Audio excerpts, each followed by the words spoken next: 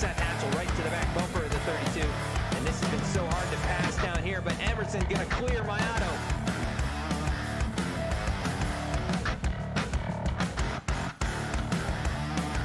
Not gonna go low. He's gonna try and fake the 48. Travato using the inside lane. Mayato now up half a groove. The second position looks for his first race. And hard contact. Mayato up in the air, up on the hood, on top of the Geico machine. All over his back bumper. Gonna have to be very tactical with his moves.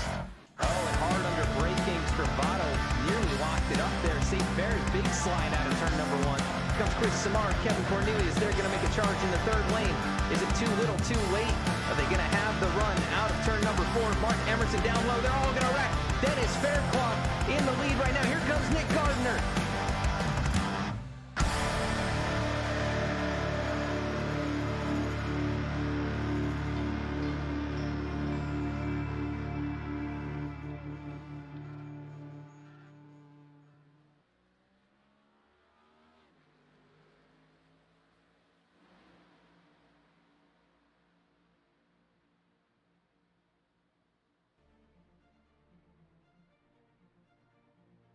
Hello and welcome to the Below the Double Yellow Premier Series, live tonight from the Dash and Clash at Daytona International Speedway. Tonight's race is going to be the solo qualifying and opening exhibition race of the season. And so excited to get back in action with these guys here this evening. And it's been a little bit of a break here since Zach Carr took home the championship at Homestead, or rather Atlanta, a few weeks back, and looking forward to getting things kicked off here. We'll see if he can go back-to-back this season and try and become only the second multi-time champion in the league. But so excited again to be here. Thank you for joining us on VSPEED here on YouTube. Hope you enjoy tonight's broadcast.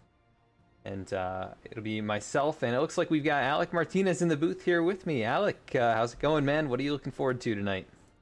Been great. I'm so glad that we're back tonight to see these boys put on a heck of a show. Obviously, we got qualifying, getting ready for the race tonight. And then we have the Clash, just to get a little teaser of next week's race at Daytona, which will be the 200-mile race, or 250-mile race, which is a crown jewel race. But this week, it's all about qualifying. Who's going to set the fastest lap by themselves? We obviously know that when they come here in real life, Hendrick Motorsports, the Chevrolet, is usually always fast here. But curious to see who's going to qualify on pole and set the lineup for next week. But looking forward to the Clash. There's a lot of new drivers and a lot of new faces here in this series. And I have a feeling that we're going to be seeing quite an interesting race, at least after qualifying. And I think it's going to get some guys used to each other's driving styles just for a little bit until we get next week. And I'm telling you, this is going to be wild. It's going to be awesome. This season, I just can't wait. And I'm telling you right now, I'm predicting it. This is going to be the most competitive season the BTDY Cup Series has ever had. So I think it's going to be a heck of a season. A lot of new, great drivers coming in. I think we are going to be in for one heck of a season. Yeah, I think you're right about the competitiveness about this this league. It's just always ramped up season after season. There seem to be more and more drivers that find their way in and put on great shows for us. So big crash here on the front stretch. Luke Knupp just pulled right out into traffic there. Hopefully he doesn't do that in the race tonight. But yeah, I think you're right. There's a lot of great names in here now, along with all the characters we've seen for the last 4 or 5 seasons. And just going to be a lot of fun. These cars are that much more competitive just as is, but the fact that we've got more drivers that can come out here and win a race at any given moment, that's going to be huge. It's going to be a lot like the Real Cup Series, I would say. I mean, I feel like we're going to have a ton of new guys. I think we're going to have different. We could have a kind of a series of different winners every week. Again, this is something we haven't also seen as well. Is custom setups are going to be implemented this year for tracks that are not super speedways and I believe road courses. So that's going to be interesting to see how which driver can attack certain tracks and suit their driving style to that setup per different track. So I think that's going to be fun to watch. Yeah, it definitely is going to be a lot of fun to watch as we've got drivers now lining up at the end of the pit lane here to try and get things rolling for solo car qualifying. So it's going to be a little bit different experience than what we traditionally have here in the Below the Double Yellow Premier Series. But this is kind of what they would do, in the real world, solo qualifying, at a track like this, and this will set. There's still guys pushing the cars out. Yeah, that's Just the the main drivers get ahead. difference. Yeah. Let's Man, a see. lot of beautiful race cars under the lights. And I'm curious to see how, right now, I mean, we look at qualifying, we talk about how much temperature sensitive these cars can be, especially the next gens. Right now, track temp's at 84, so it's cool, but the sun's starting to go down. It's dipped below the grandstands. So that's going to be something to look forward to is as the track gets cooler, the track's going to get faster as well, and that's going to be something to look out for guys that are going to be starting. You can see the guys further in the back. Guys that stick out to me, the PPM guys, another new Team Peak Performance Motorsports, Ben Bafford, Luke Canup, and obviously Dane Cruz.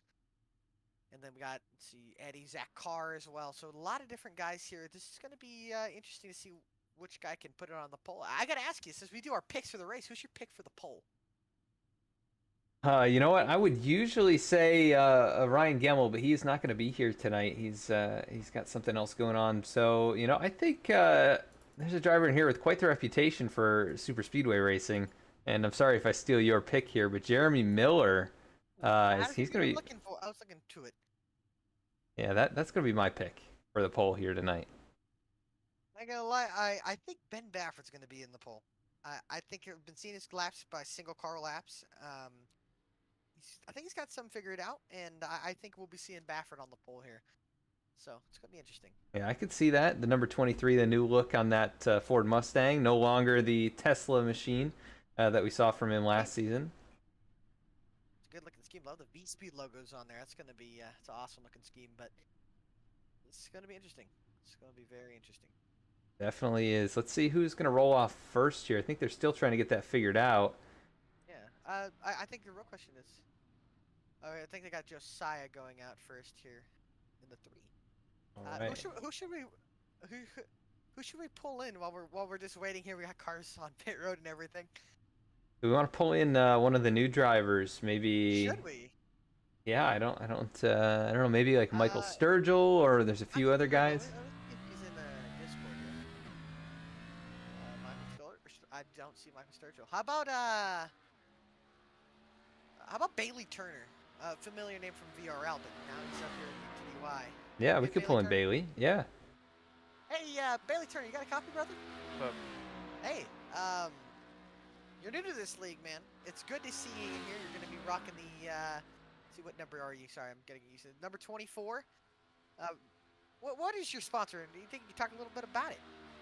That's actually ironic, Alec. VSPEED is the sponsor for this race. I don't even think they know they are the sponsor for this race. But, just recycling this old paint scheme from the M&R race I did at Daytona with that league. So recycling that one, and we are currently unsponsored for BTDY. So if any potential sponsors want to be on a car that's going to be up front a lot this season, I'm your guy. Yeah, heck yeah. I love to hear it. Obviously, it's your first time in league as we got the 3 of Josiah Vincent on the racetrack. But I got to ask you, it's a new league. You haven't raced with these guys much. I mean, I know some you have, but what are your expectations for this season, being in rookie season? Anything in the playoffs, I think, is the goal. Being in the playoffs, being in contention for a title. There's a lot of good guys in this league. A lot of guys I've raced with in the past, and AJ Travato is always up there. Zach Carr. I think pretty much any one of my teammates could probably go out there and compete for a championship. So it should be fun. Looking forward to it, and hope to be there at the end.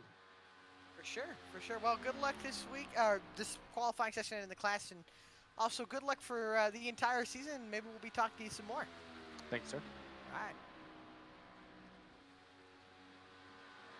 As Josiah across the line for the first time runs a 50.496. That's a good opening lap for him. I was hearing low 50s, I think, was the fastest solo times that we were hearing, like a 50.11 or somewhere in that range. So we'll see what he picks up here on lap 2. It's usually going to be a tenth or two faster, but he's got it all wound up now. And here, coming out of turn number 4, let's see what kind of lap time Josiah Vincent can lay down as the benchmark for tonight. For sure. He's not the first car, so he's set, like you said, setting the benchmark. Goes under the apron.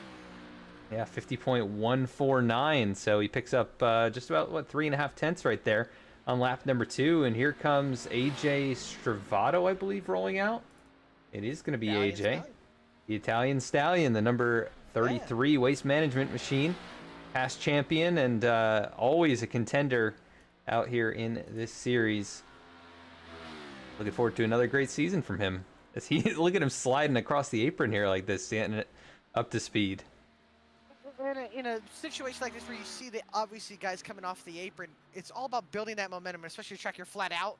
You got to build that momentum, and it's all about how much speed you can carry off the apron and transitioning on to the racetrack. Yeah, and these guys, it's definitely crucial. Some of these guys are better at that than others, but we'll see how it goes overall for AJ right here. Looking like a pretty good outlap so far, running up by the wall, and he'll get the green flag as he'll go around the number 3 of Josiah Vincent, who works his way onto pit road. Stravato takes the green flag, and he's got a couple laps here to get it done. How about... my microphone quality is low. Is that true, Adam? It might be the volume. Let me... Oh. see here. Gotta work out the kinks here. So I appreciate Yeah, y'all in the chat telling me. I think it was down a little bit. Yeah, definitely some adjustments. You know, we go from season to season. Some things happen, but there we go. It's I just cranked it up a little bit. There we go. How about it? I don't know how it works. I don't know either. I guess it's just it might be a Discord thing, but either way, he should be good now. Is Stravato out of turn number 4? Vincent, he set what? It was a 50.49 basically on lap 1. We'll see what AJ can do here if he's faster than that. 50.65, so a bit slower. So that maybe means he was closer to the wall, though. Let's see what he does here. Tracking in the green. Yeah, looking good so far. He's got a half second to pick up to try and get up on that pole, but a lot of drivers out here. A lot of guys who are very good at qualifying at these super speedway tracks as well. I'm not sure AJ considers qualifying his strength at any racetrack, but he found some rhythm there late in the season. He got a couple poles and he was up at the front, you know, which was kind of an issue for him at some point during the season. But Struggled a little bit of qualifying last year, but obviously the finishes didn't show that he qualified bad. So. Let's see what he does here across the stripe. 50.127, so he'll go to the top of the charts. 2/100ths quicker than Josiah Vincent. And then next one rolling out. Eric Lambert's already on the racetrack, actually, so he was rolling out there. So he is up to speed. Green flag for the number 19, who was fastest in practice. And very good at these super speedway races is Eric Lambert. Could be looking for potentially a pole time here. I'm thinking, I don't know if it was him or Dennis that qualified on the pole last year we were here at Daytona. He did qualify on the pole. That was Lambert. Interesting. Yeah. Is there anybody else we want to pull up here? Maybe, let's see here. We got Jeff Wright's here somewhere. A lot of guys in Discord here, man. Let me tell you. Let's see. We've got Brody Hayes, who's a new driver. Brody Hayes. So who should we get? Should we get another new driver? Or? Yeah, or we could bring in a familiar face as well. How about what about Angelo Ronis, possibly? Angelo Ronis. Another the Sad Boys Racing now. So SBR, I think. Yeah, I didn't know they changed their team name. They did. So let me get them in here. Good Angelo Ronis, you got a copy, but. Yeah, I got you. Hey, there he is. Well, we're coming to another new season. Is this season 6 now, Adam? Yes, season 6. All right. Well, season 6. So, obviously, you came very close to getting some wins, and obviously in the preseason test, I believe you won. So, how are we feeling about this upcoming season, and maybe even for the Clash tonight? I think the one thing I was lacking was aggressiveness, so I think that's going to be my motto throughout this season. Okay, aggressive Angelo, right? Okay, I like to hear that. Obviously, you have some new teammates, which would be Bailey Turner, Jeff Wright. I know you're going to be working with them this year, especially at Super Speedways. Eric Lambert, I believe, goes third.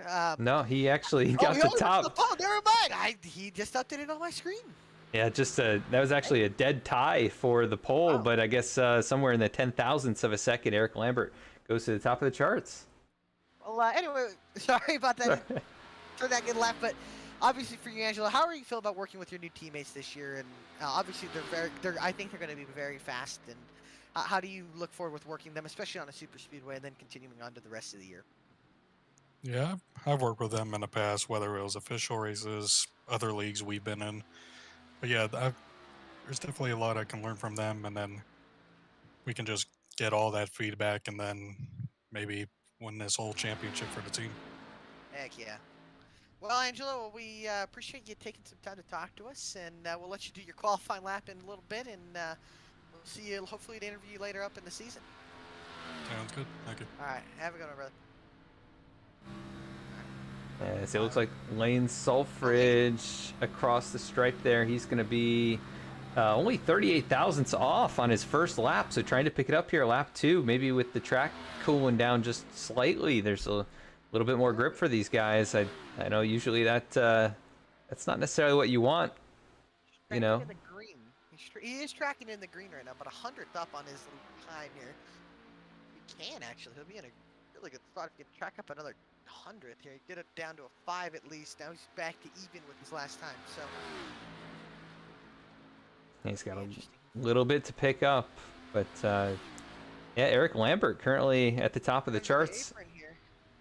He's about 200ths up here, about so where he goes up on the chart. I think he's gonna. Oh wow! I think Josiah might have been in a disadvantage being the first car to roll off. Obviously, the track's a little more slick, a little more greasy, and as cars start to run on it, more rubber gets put down, the more it's easier to kind of run a faster lap. Yeah, I mean, look at the times, though. Just the spread right now. Samard across the stripe for lap 1 already for him, so he's going for lap number 2 right now. And he is about a half second off, kind of similar to what we saw from Stravato, where he was about a half second off of his fastest time and then really picked it up there in a dead heat with Eric Lambert right now. But Samard trying to improve here. Next one on track is going to be Lyle Sulfridge. And I'm not sure who comes after that, but Chris got his first career win last season. Yeah. A heck of a race, won it in spectacular fashion. Yeah, and he waited a long time to do it. It had been a few seasons of him being in the league, and finally got the monkey off his back. We'll see how he can do here to open up this season. He'll go to a 50.08. And that'll put him at the top of the chart. Wow, almost a half-tenth quicker than Eric Lambert and AJ Stravato. That is pretty incredible lap. I know he ran a 50.11 was the time that he said in practice in a solo run. But this is even quicker. So Lyle Sulfridge across the stripe for his first lap. I'm not sure if it... Yeah, I don't think it registered a time for me. 13 minutes and 40 seconds nearly. But it doesn't look like it registered, so I think he's going to try and get his first real time in here. Oh, okay. I'm still a little low. The chat is saying. I don't know. Is this true? Let me see what is going on here. Strike you up in Discord. Oh, I don't want to. All right, I guess everybody can let me know. But, yes, I appreciate your feedback.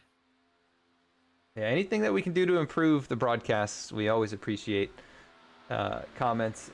And that, as Lyle Sulfridge, 50.178, that's going to be good for 6th quick. And like he's going back for another lap here.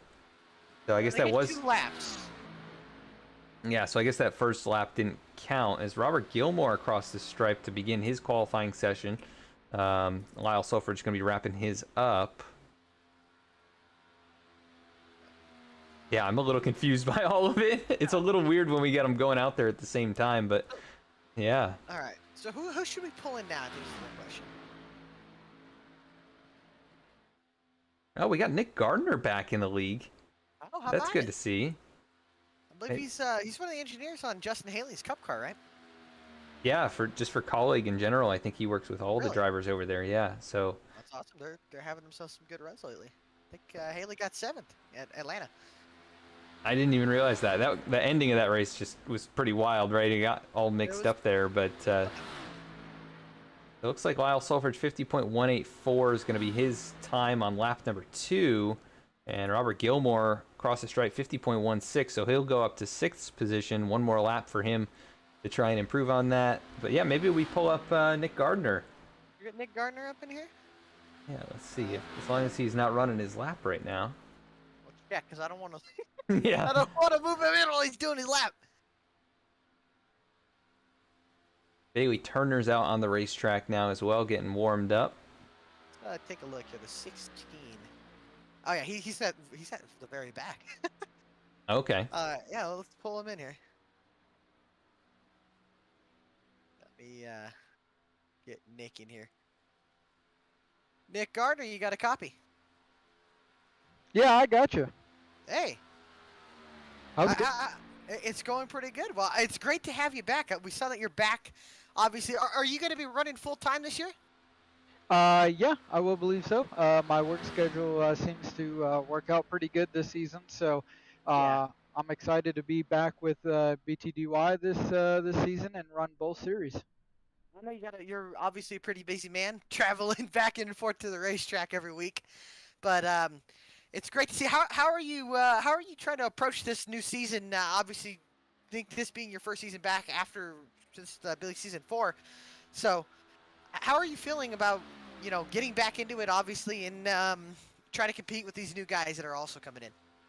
Yeah, I'm excited. Obviously the new guys, even from last season, I don't even know. So it'll be interesting to be able to do this with these new cars because I've yet to run a season with these next gen cars. So I am excited about that. I do like how they run. I like how they drive.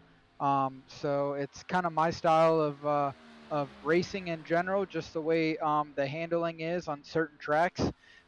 So I guess we'll see what happens this season. I'm excited. Unfortunately, I was running a little late tonight at work, so no practice for me. Just going out there, running a lap, and see what she does. And man, hopefully I can pick up another pole tonight.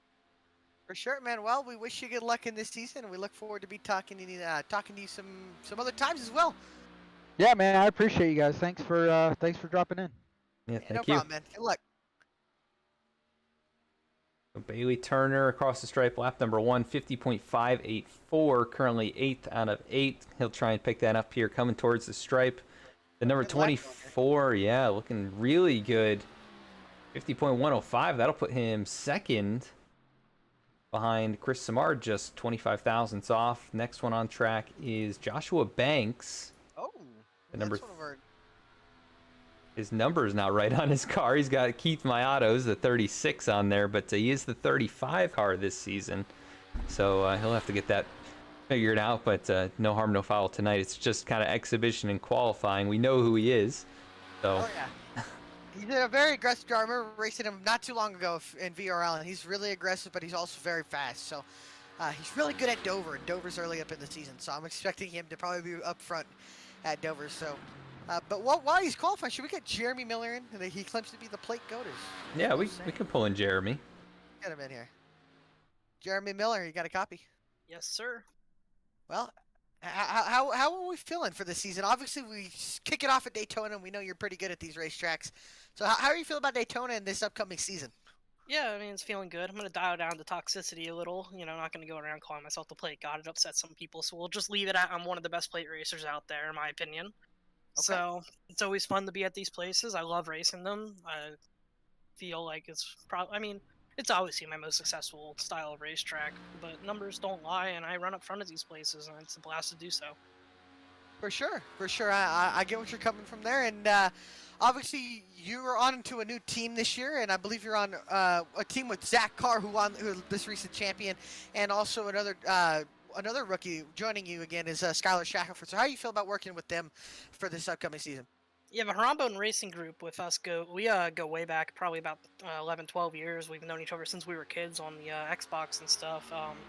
So it's always fun to be running with those guys again. I mean, two of my best friends in the whole world, honestly. You know, it's always fun. I've raced with Zach for a long time. It's been about a year or so since I raced with him, and it's been a few more years since we've raced with Skylar. So it's just really nice to be back, to have the band back together again. For sure, man. That's good to hear. Well, we wish you good luck, and we look forward to talking to you later in the season. Yeah, thanks. Good to hear a little dialing back of toxicity. I know that's something that you know, maybe some drivers took issue with, but definitely the passion is there from Jeremy Miller. You can't doubt that. And I expect him to be definitely contending here at Daytona and many other racetracks. A former winner in the series, so always a driver up there in the mix. As Jeremiah Vincent, one of the former Final Four drivers from Season 2, he is also a winner in the league, and looking to try and get to victory lane here at Daytona again. It's actually where he won in the Xfinity Series a couple seasons ago. Yeah, Punchy's ticket to the championship 4 that race. Yeah, so he's actually been in the championship 4 in both of the series, as he runs a 50.149, puts him 7th right now out of 10 qualifiers. Joshua Banks only was able to clock in a 50.181, so I'm not sure if you know, it's his intent to start from the back, but not a lap time I'm sure he was going to be happy with. He'll be, you know, currently slowest of all drivers. Eric Hutton getting up to speed right now as well. He's a driver to watch for on these plate tracks, and also a former Final Four championship driver. So keep an eye on that 88. And yeah, definitely, I mean, the competition level, just as we talk about all these new guys and these guys returning, it's just continuing to ramp up. It is. This track is, you know, anybody can win here, but there are definitely quite a few that are very skilled at these super speedways. As Jeremiah across the stripe, 50.113, that's going to be a nice lap time from him. That'll be third quickest. Yeah, good lap by Jeremiah. He's one of the better restricted plate racers that we said. Obviously, we talked about he won at Daytona in the Xfinity Series, so not a surprise to see him qualify up at the front. We got another one. Yeah, he qualified. He's sitting in the 4th position. Sounds like he's got a special guest with him. Should we pull in Eric Lambert? Yeah, we can pull him in. Let's get Eric Lambert here. Eric Lambert, you got a copy? What's up? Hey, how you doing, man? You're sitting 4th. So I'm curious, how's the track driving right now in these cars? I know it's flat out, but how's it feeling? So, my personal opinion is Daytona, the car always feels like it's on top of the track, where Dega, it feels like it's more actually the tires are in the track. But other than that, when we were out there in the draft, she got a little wobbly, but not too bad. Yeah, you know, for sure. Now let me ask you, obviously we got the Clash coming up, but obviously I was talking to you before we started the broadcast here tonight, and obviously Simulators Anonymous has also partnered with VMS this year, so how are you looking forward to work together with obviously the VMS guys and the Sad Boys Racing as well? It'll be nice. You know, I tend to watch AJ a lot, you know, try to improve what I'm doing. So it'll be nice to actually be able to, you know, sit down and pick his brain a little bit more. And since I've joined the league, I think this is season 4 or 5 that I've been in. Me and the Vincent boys have always got along, and the Sulfridges. So it's just kind of, it was inevitable at some point. We've always kind of tried to work together on the super speedways, but now it's a little bit more official. For sure, I mean, that's awesome to hear. And I've been told that you have a special guest with you, correct? Yeah, give me a second. I'm gonna mute the mic so I don't yell in y'all's ear. All right, it's all good. As Eric Hutton across the line right now, he's gonna knock everybody down a peg except for Chris Samard. So Hutton goes second on his second lap there. Brody Hayes, a newcomer to the league as well, joins Team Red Speed with Safe Ferris. And they'll be fighting for a team championship. Well, I know that's a small team, but y'all got him. All right, we got him. All right. Hi. Hi. Hello. How do you think your dad did good enough? Can he hear us at all? I think so. Can you hear? Yes. Do you think he's gonna win the Clash, or what we call it, the Dash? What are you talking about? I'm talking about the race that's after this. Who do you got winning?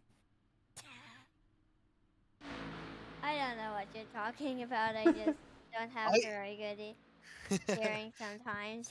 It's all good. It's all good. Well, we hope you enjoy the race, and we thought we'd say hello, and we hope that you enjoy the surprise race that's coming up after this. Uh-huh. Alrighty. All right. Like the steering wheel could steer.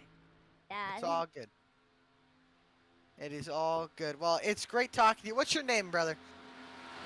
Hunter. Hunter. Hunter. Well, Hunter, it's great to have you here, man, and we hope that you enjoy the race and enjoy the season, man. It's going to be fun, and I hope you enjoy it, brother. Hopefully your dad can get the win tonight. Yes. Okay. Good talking to you, Hunter. All right. Look at that, Daddy. The other day when I was here in Florida, he drove that Sonic car. Did he? Yeah. That's good to hear. Well, let's hope, like I said, let's hope we get to the victory lane tonight, and hopefully you'll be pulling for him. And I know you're a big fan of Happy Gilmore over there. Robert Happy Gilmore. I know you want to see Happy win as well. So it's good to have you, man. And as Brody Hayes goes to 5th on the board. But it's good to talk to you, Hunter, man. Well, we enjoy it, and we'll let you and your dad have some time to talk to each other before we get racing tonight. All right. There we go. How about Brody Hayes? I don't think we talked to him. We'll pull him up later. Yeah, we'll pull him in. I don't know Brody really, but I did the paint scheme for that car. But he's joining Safe Fares on Team Red Speed, and friend of Ryan Gemmel. I know that. So good to have him here. We'll see how he can do. Good qualifying lap for him though. As Reggie Ortega up to speed now, going to try and get towards the top of the charts. You know what? I was looking in Discord and I just thought about it. I know Mr. Gardner works for Colleague, but I believe he works on the 16 car, not the 31. Right. Yep. Yeah, Yep. which is Gregson and Haley Allmendinger, right? And yeah. Allmendinger, yeah. Yep. So, my bad. But I know Haley got 3rd. He got 7th. So Colleague's doing good anyway. Yeah, I mean AJ, whenever he's out there, seems to be, well, at least on the road courses, he always seems to be a threat. But and even some of these oval tracks this season, he's been competitive out there. I think Dover, was he pretty competitive there? I don't. Dover, I think he got 10th at Gateway this year and in St. Yeah. Louis. So AJ's a heck of a driver, and it's good that he has equipment to show it now. And obviously, I think Noah Grayson's been. I mean, he's a really good driver. I know he's had his problems lately, but Yeah. I'm sure. I think I don't know if he got in the big wreck with Chastain and Truex, but I think they had something break on that car. But nonetheless, that 16 car is fast, and whether AJ or Noah Gregson or Daniel Hemrick's in that car, they're always running up at the front. So Yep. it's good to see that, and obviously it's good to see some guys from the NASCAR industry in the BTDY Cup Series. Yeah, it's always fun to see the real world and sim racing world collide there. And I've gotten to meet quite a few people. I know there's a handful of guys in the league that have some affiliation with real world racing, whether it's NASCAR or more local track. But definitely awesome to see all the different types of crew members and drivers out here. As Jordan Brockel in the number 84 is on the racetrack. He's making his return to the league as well. I think he might have run some early on last season in Season 5, but yeah, he is back here to at least open things up in Season 6. See what he can do. Damn. The Jersey Bird Toyota Camry. It's a nice looking scheme. Yeah, definitely a different scheme than what we're used to seeing from him, so good to see him back as well. 84 across the stripe, lap 1, 50.544. Going to put him 14th right now, as we've seen the first lap, not the one that really counts. But Reggie Ortega across the stripe before, he finished, or he qualified 9th for the moment with a 50.138. Probably not where he wants to be necessarily. But I think the first lap does count, honestly. Seeing Chris Samard, he turned his lap on his first lap. So oh, that's I think true. both laps are going to count. It's just who can ever get the better launch. So I think that's going to be an interesting topic here. Michael Sturgill getting up to speed, really driving that thing on the apron down there. See what he can do. Got to wheel it down there. Here comes Brockel out of turn number 4. Back towards the start-finish line. The Jersey Bird Toyota Camry. Cuts it down to the apron, and it'll be a 50.135. Actually, round that up to a 134. Yeah. I'll knock Ortega down one more spot. You know, as we got Michael Sturgill, another newcomer. What is that sponsor that he's got there? It's a nice looking car. He's got the Roasted Gems Coffee. Jim's Coffee. Coffee is good every now and then, let me tell you. I know you rely on it there. I drink a little bit. I don't. I'm not as addicted as some people. I have, I get like an iced coffee pretty much every day, but that's about it for me. Oh, yeah, that's some not an addiction at all. Some people drink like 5 or 6 cups a day, though. That's the level that I'm not quite at. A lot of cups. But man, you gotta be bouncing. I'd be bouncing off the walls if I had that. Yeah, much. Yeah. I don't think if I had 2 in a day, I'd start to feel it really. But yeah, he's sponsored by them. I wonder if there may be a local group to where he is. But either way, across the line here in just a moment to complete lap number 1, the number 90. They'll go 50.124 on lap number 1. That'll put him 6th. Should we interview one of the Peak Performance Motorsports drivers? Yeah, we could definitely do that. Should we get? I'm going to interview the new one. Obviously, we have Ben Baffert and Luke Knupp who have shown up. But let's get Dane Cruz in here. Dane Cruz, you got a copy? Oh boy, here we go. Yeah, I got you. What's up? It's good to hear from you, Dane. I know you're ready to get racing here pretty soon, but obviously new to the league, new team. How are you feeling for this upcoming season? Feeling pretty good. I like the next gens, and Alec Martinez Speed Shop or whatever it's called is going to make some good setups, so I'm looking forward to it.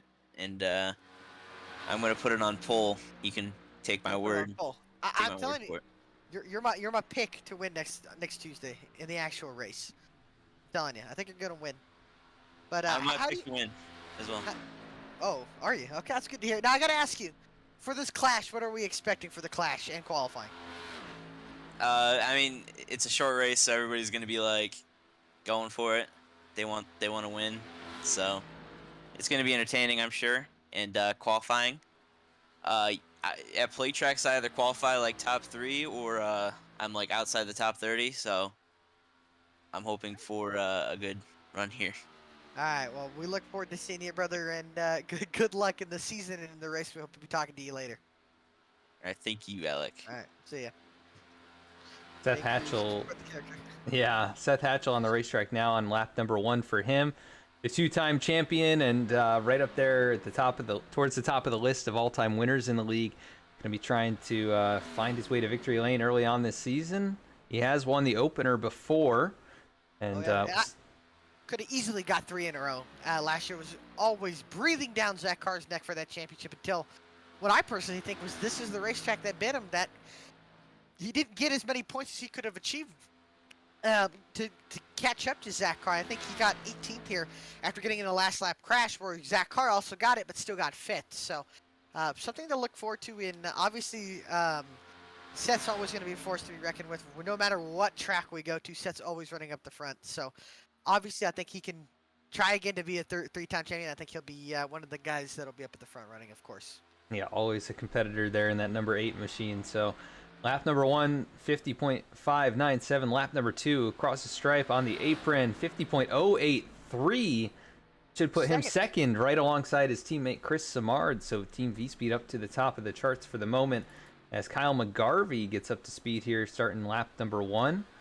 The number 42 machine. We'll see what he can do in that car. Toyota Camry. KGM Performance on the side of that one. And I believe he is also going to be on Simulators Anonymous. Yes, they've got, that's Robert Gilmore, Eric Lambert, the McGarvey brothers, and then also Dennis Faircloth on that team. Kyle Payne this year as well. Oh, Kyle Payne as well. So, maybe it's only the one McGarvey. I don't know. I got to look at the... Oh, I could pull up the championship rosters. Let's see, Simulators Anonymous is Eric Lambert, Robert Gilmore, Kyle McGarvey, Dennis Faircloth, and Jordan Brockel. Okay, so it's just Kyle McGarvey. Kevin's must not be racing in this series this season. But Kyle across the stripe, lap number 1. the 42 machine 70 or 50.735. He'll look to improve on that, as everyone has on their second lap, pretty much. But definitely, yeah, except for the pole sitter. That's still pretty wild to me. But I mean, obviously, there's a few other guys that had a good first lap. Michael Sturgill being one of those. He had a very good opening lap there, but didn't even improve on lap number 2. So, yeah, we'll see what Kyle can do. And, yeah, it is different this year. We're bringing back the team championship. That was... cool. That's a cool element. Yeah, we did that a few seasons back, but last season that was not part of the puzzle.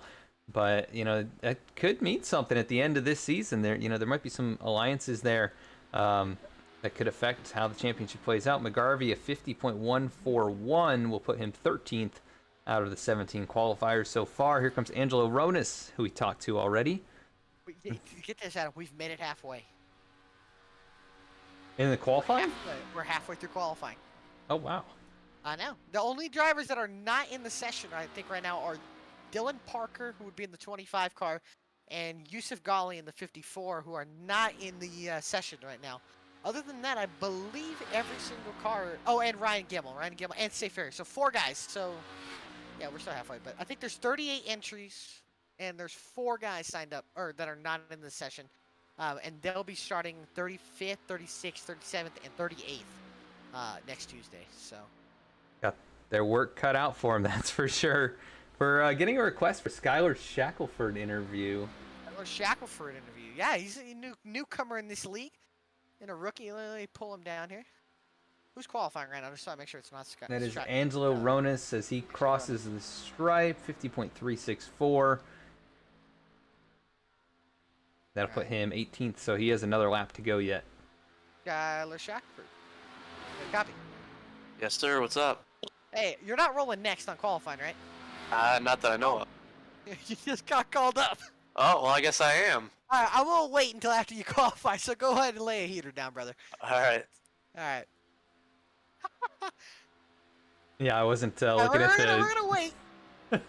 I wasn't looking at the pit road exit there. We got the camera on Angelo right now as he comes through turns 3 and 4. We'll see what he can do. Like we said, he's looking for that first career win. He's been so close and one of the most consistent drivers last season. Averaged better than a top 10, so he'll try and repeat that success this season. A 50.216. 18. Not going to be happy with that. He didn't use the apron there from what I saw. But yeah, that's surprising to not see Angelo be at least inside the top 15. I mean, he's 18 of 18 cars. That's something I really would not have expected there, but... Yeah, 35 thousandths off of Joshua Banks in 17th. As we're cut out. Definitely. Next Tuesday and the Clash, so that is not what you want to see. Skylar Shackelford, he'll get the green flag, the number 12 car. Do we have an onboard on the 12? Yeah, we could ride on board with him. Let's get it on. No sponsor. That's not good. We got to get him a sponsor. What team? He is with that car. Rambone Racing, yeah. Rambone Racing, Zach Carr, and I think we'll obviously have to get Zach Carr an interview. Obviously, our reigning champion of the BTDY Cup Series, so we'll move him in a little bit. But make sure who I know is next here in qualifying, so I don't pull them up. I think James Loveland. Oh no, Zach Carr is up, and I think Gardner, and then Loveland on the inside lane decides to roll. Okay. So. Yeah, James Loveland. Just want to mention James Loveland moves from Team Red Speed to Team V Speed this season. He'll be the 5th member of that team, so a little different look on the 56 machine, and they were, basically affiliated before, but now he's a direct member of that team, so he'll be working with them for the team championship. You got a little 2311 racing going on there, like, yeah. You got the main team, and then you got the satellite team. And speaking of 2311, man, what a turn of events today with Tyler Reddick announcing that he's going to 2311. That is going to be something, but that's not going to happen for another 2 years, so that'll be wild. But still, RCR is in a bad spot, and Tyler Reddick, man, it's going to be interesting to see him in a Toyota. Yeah, I'm excited for him. He got that first career win, finally got the monkey off his back, and finally, broke through And now he's going to have a really good opportunity with what looks to be potentially a great team for the next many years, as Skylar Shackelford goes 15th with a 50.151. Not going to be quite the lap he was hoping for, I'm sure. Zach Carr now takes the green flag. We'll see what the reigning champion's able to do. But like we said, a big thing for Reddick here, and as you see Zach Carr, and we'll let Skylar pull it into the pit road here, and then while we're waiting here, who should we pull in? Should we pull in Seth Hatchell? Yeah, we could pull Seth in. Let's get Seth Hatchell in here. Seth Hatchell, you got a copy. Seth Hatchell, you got a copy. He might have stepped away. I mean, yeah, it's been a long qualifying session, so I can see why. All right, we'll move him back up. Then I think we'll just wait for Zach to finish that, then we'll move Skylar Shackelford in. Yeah, Zach goes. Lap time here is going to be 50.497. He'll have one more to go. So he's the 20th qualifier here. First lap I've seen. Other than Samoa, that's the fastest first lap I've seen. A 496. Yeah, I think that's definitely one of the That's quickest. the fastest, yeah. I think maybe close to Sturgill and Hatchell.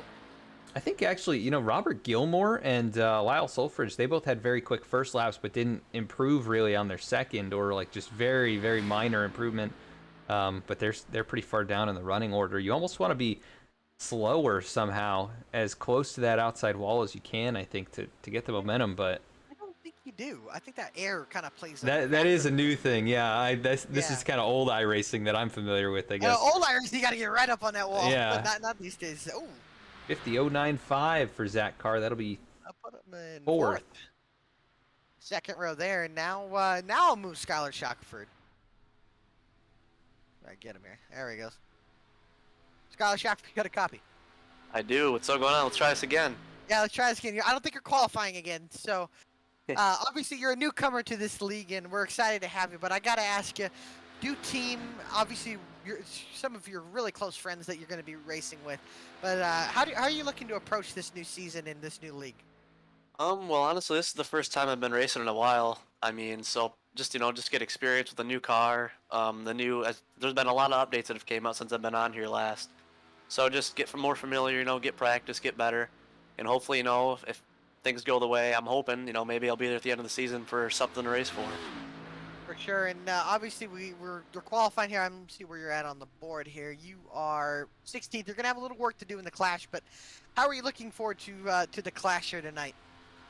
I think this will be a good test. A good taste for what the season's gonna, be like. At least at these plate tracks anyway.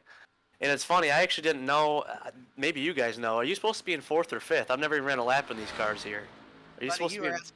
Asking the $1 million question, man. I don't know. All right, well, I'm glad I'm not the only one then. Yeah, I don't know. From what I remember, I think 5th was faster, but that was like in February, so I don't know if they changed the gearing ratios in these cars. So it's been a while. I was hearing some chatter that I think it is 5th gear, but especially in race condition, you'll probably want to be in 5th. But I have less experience than probably anyone in the field here tonight, so I don't know why we have 5 gears in these cars, but yeah, I don't mind it. And I don't hate it, but yeah, you know how it is. Well, we appreciate you taking the time to talk to us, Skylar, and we wish you good luck in the season in this race tonight. We hope to be talking to you later on down the road. Sure, have a good one, guys. All right, have a good one, man. Me too. As Nick Gardner jumps to 3rd, equaling Hatchell's time there, just 3 1,000ths off the pole time. That is a really nice lap. Right, if I remember right, hold on.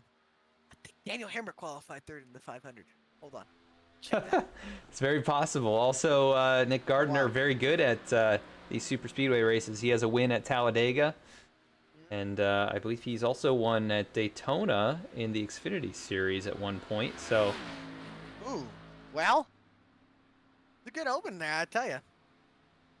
Yeah, definitely a guy to watch for on these big tracks. Is James Loveland out here, like we mentioned, the 56, a little new look on that car.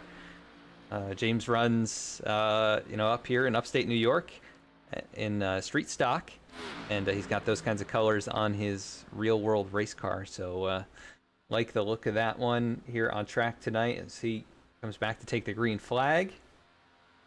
Or maybe this is actually his first lap time. First lap, Yeah. Good first lap. Never mind, Dan Hammer qualified 33rd. Oh, well, you got the number, one of the two no, numbers. He qualified 3rd at Talladega. That's. I think. We're gonna check the stats one more time. Either way, there's a 3 in there somewhere. Yeah, there. I think so. There was a 33rd or yeah. Let's see. I call it. It was 3rd, but it was at Talladega. It was not at Daytona. It was at Talladega though. So. Boom. Well, I mean, Nick Gardner's lap. That's a pretty good lap. That may very well hold. As see what James can do here on lap number 2. Dennis Faircloth also rolling out, getting up to speed. Oh yeah, should we get Seth Hatchell in here? He just messaged me, so he's good now. He's good to go. Yeah, here comes James across the stripe. 51.34. 13. Not too bad, kind of mid-pack right now as Faircloth going to start his first lap here. Let's pull Hatchell in. Seth Hatchell, you got a copy driver. Yeah, I got you. There he is. All right. Well, I know. Obviously, you've been the 2-time champion. You gave a heck of a run last season, but now new season, more competitive. How are you feeling for this season now? I think cautiously optimistic. I like the challenge of having all the new guys and a lot of really quick guys joining, and sort of have to learn racing around them and whatnot. So, pretty excited for the challenge. We'll just have to get a couple races in here, really get settled in, and see how we're gonna shape up here for the year. For sure. Now, obviously, right now you're qualified 2nd on the front row. If you do start at Daytona, 2nd in the next Tuesday, and obviously 2nd in the class. But first off, I got to ask you, how are you feeling about the class, and how do you think it's going to transpire, obviously, to next week and when we're racing for points? Well, obviously the Clash is going to be a bit more chaotic with the shorter distance race, but I think you can learn a lot with how the car acts. iRacing makes changes every so often, the physics and the aerodynamics and all that, and so it'll be a good test to sort of get a feel on how the car reacts around other cars. I know I can already feel a difference in the steering today versus the last time I raced here, so just trying to get a good baseline heading into next week. For sure, man. Well, we wish you good luck, and I'm sure we'll definitely be talking to you, and we hope to be talking to you later as the season goes on. All right, I appreciate it, guys. All right, have a good one, man. Well, Dennis Faircloth. Yeah, rolling out of turn 4. One of our chase drivers from last season. We'll see what he can do here at Daytona. He's been so close at this track a couple times. 50.105. Yeah. That's going to be a nice lap. 7. Man, it's really, really tight up. Other than Samard Samard Hatchell and all the way from Samard to Hutton, I would say it's pretty tight, and maybe even Carr, but Carr's a little bit further back. But Carr's kind of by himself. But then you got like that second group, which is Turner, Faircloth, Vincent, Hayes. They're all hundredths of a second from each other. Yes, here comes Keith Mayato, one of the winningest drivers here in the league as well. Always a threat. Won the last 2. Yeah, that's true. I think he's won the last 2, so. Yeah, he, let's see, I'm going to look at the records here. Actually, you know what? I think they got rid of all those, didn't they? They did get rid of all those. Oh, man. Dang it. All that work. I'm just kidding. Oh, wow. I know that he's got somewhere in the range of 12 wins. We'll go back and recalculate all of that at some point. It's a bit of work to get those numbers back. But, yeah, Keith, he's a guy who's always up there contending for wins no matter what league, what car. He is a guy who... pretty much pro level, along with quite a few of these guys. They'll be out there fighting for wins week in and week out. But could have won the championship, I believe, back in season 4 when he first joined the league, but missed a race in the last or the second to last round of the playoffs. Ultimately, missed the final 4 because of it, and went on to win the finale race. So, oh man, if he would have made it, man, he looked like he had the field down on lock and had a feel of the setup at home. He was absolutely digging. I know Seth Hatcher ran out of fuel off of turn 4, but Keith pretty much dominated. But I think he's got a really good lap here. He's tracking in the green. I don't know where to put him. At least be in the top 5. It looks like. 105. It's gonna be 6th.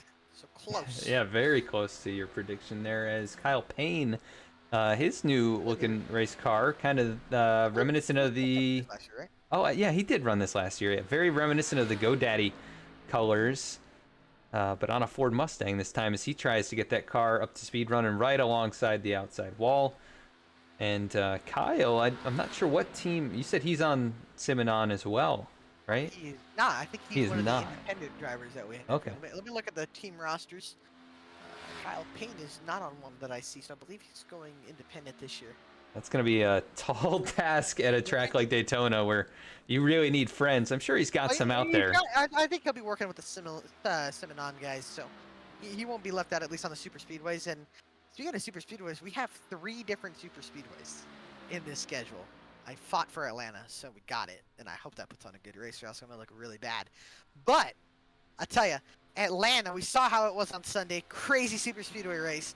That is going to be the playoff opener. So that's going to be interesting to watch. So Kyle, now Ben's going. So before we go, should we pull in Luke Canup? Yeah, we could pull Luke in. Yeah. All right. He's creeping up here. Let's see if I can move him down here. We are in trouble here. Oh, we are struggling. Hold on. Okay, now I got him. We're good. All right. All right. Luke, and I'm gonna make this short and sweet here.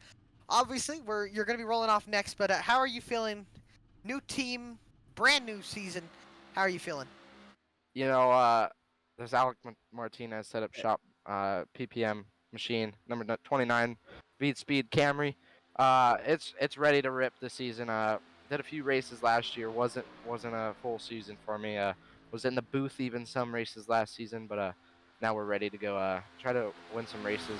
I know I'm not going to be up there with Carr and Hatchell and all those guys, but I want to at least try to run with them.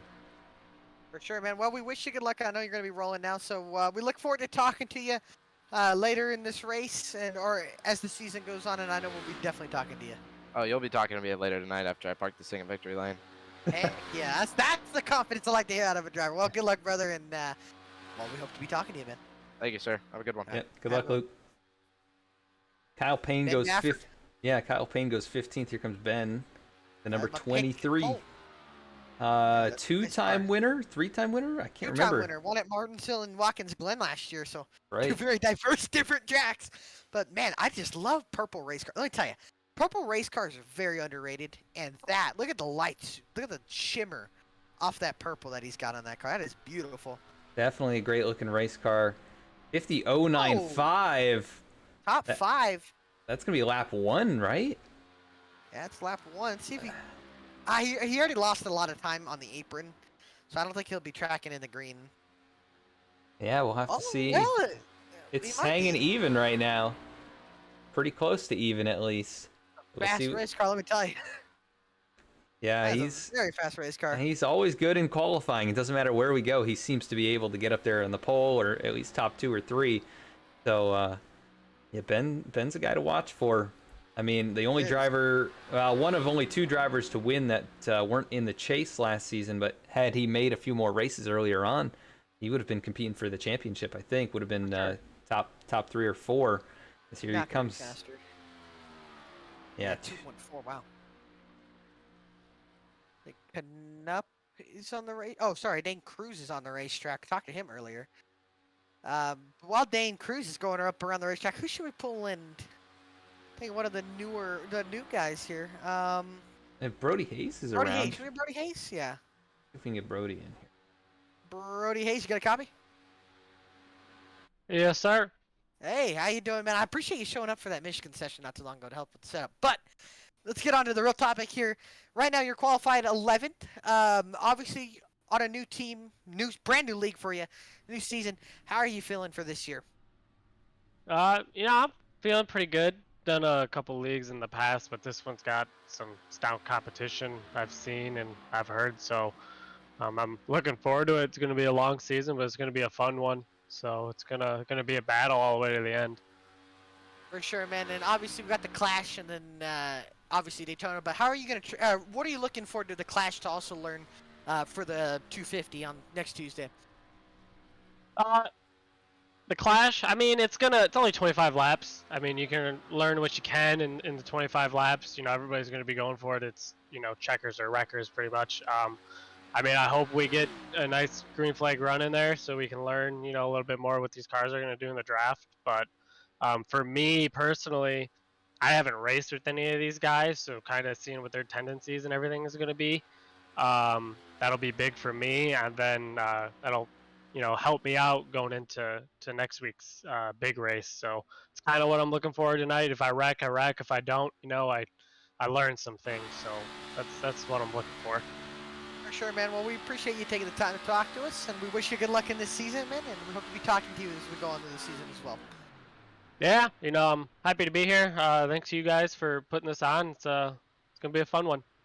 No problem, man. Have a good one and good luck. Thank you.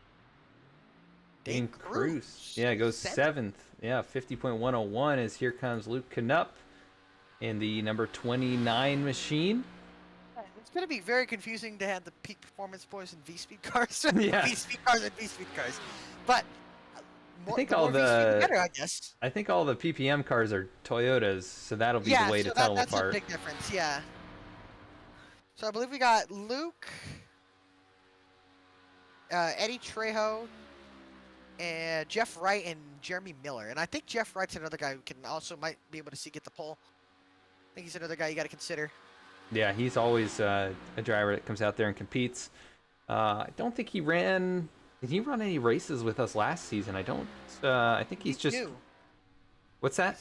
He is new. He's not in Discord though, so I can't pull him in. But yeah, no, he is new for BTDY. So Luke Knupp goes 50.103.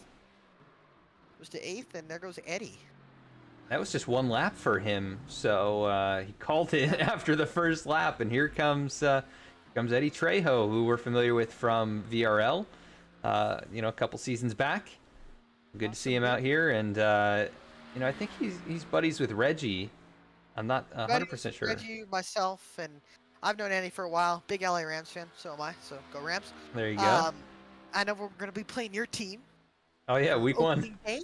Yeah, and I like the Bills too because I love Josh Allen, so that's going to be a good game, and I look forward to seeing that. And I hope the Rams win, so that'd be cool. But other than that, Eddie, he's an awesome dude, and cool to have him in here. And I'm sure he'll be a force to be reckoned with on these super speedways. I think he'll have he'll be fast. That's for dang sure. And I believe he won a race not too long ago in another league at Talladega, which restricted plate racing like here at Daytona. So that's going to be interesting to see as he's taking the green. So we got 2 more cars left to go here after Eddie. So 3 in total, 2 more to go after Eddie. And 2 guys after this are going to be definitely competing for the pole for next Tuesday's season opener. Yeah, and Chris Samard just crossing his fingers that nobody knocks him off that top spot. It is, it's a point bonus to kick things off if you get the pole here. So that's, that's always valuable. Chris, could have used probably... What's that? You have the point lead taking the green flag, so there's nothing bad there, I guess. Yeah, and he might even be able to lead lap number 1, so get another bonus point. You never know. But here we go. Eddie Trejo out of turn number 4, going to try and put lap number 1 in. He's not going to use the apron, so he will try and take a second lap here. 50.671. And we'll see what he can do. He's got to pick up about... He's got to pick up a lot here. Basically 0.6 of a second on lap 2. That's going to be a tall task. Well, he got 2/10 here. Oh, we got loose. Oh, no, he was pulling it off there. I think he's going to try to start 29th here. Interesting. Maybe he knew he wasn't going to have the speed, and that's an interesting call. But here comes Jeff Wright. I think he got loose, and no, he just didn't want to. Yeah, towed it right back to pit road. Not sure what. Maybe a technical issue for him or something else going on at home. That's sometimes the case, right? Real world things come up. But Jeff Wright pulls it onto the racetrack now. The 48, one of my favorite paint schemes of all time. That classic patriotic Jimmy Johnson scheme. 2014 when that one raced, right? Yeah, he ran it a couple times. But 600. That was yeah. It's one of the diecasts that I have. It's one of the coolest ones. You had the Coke 600 win? Yeah, that's the one. Oh, that's probably worth like $400. Well, it's not a race win one, but it's it's from that weekend, right? It's like got the. I think that one's still worth a little bit of money too, because I think this one kind of got rare, and it still is. I know the 600 win is like extremely rare. Yeah, it's definitely the 600 because it's got the banner with the military member's name and everything. So, yeah, it's one of my favorite diecasts that I've ever bought. So. For anyone that doesn't know, I collect diecasts. So yeah, I have a nice little collection of Kyle Busch cars. That's my boy. But Quite a yeah. few guys in this league actually are avid diecast people. So Yes. Heck, we even have a Discord channel for diecasts. yeah. So. It's awesome. A lot of guys have a lot of great cars in their collection. So. Yeah, Fright 50.5 on lap number 1. Pretty solid opening lap. He's got to pick up just over 4/10 here to try and get the pole time, and that is possible.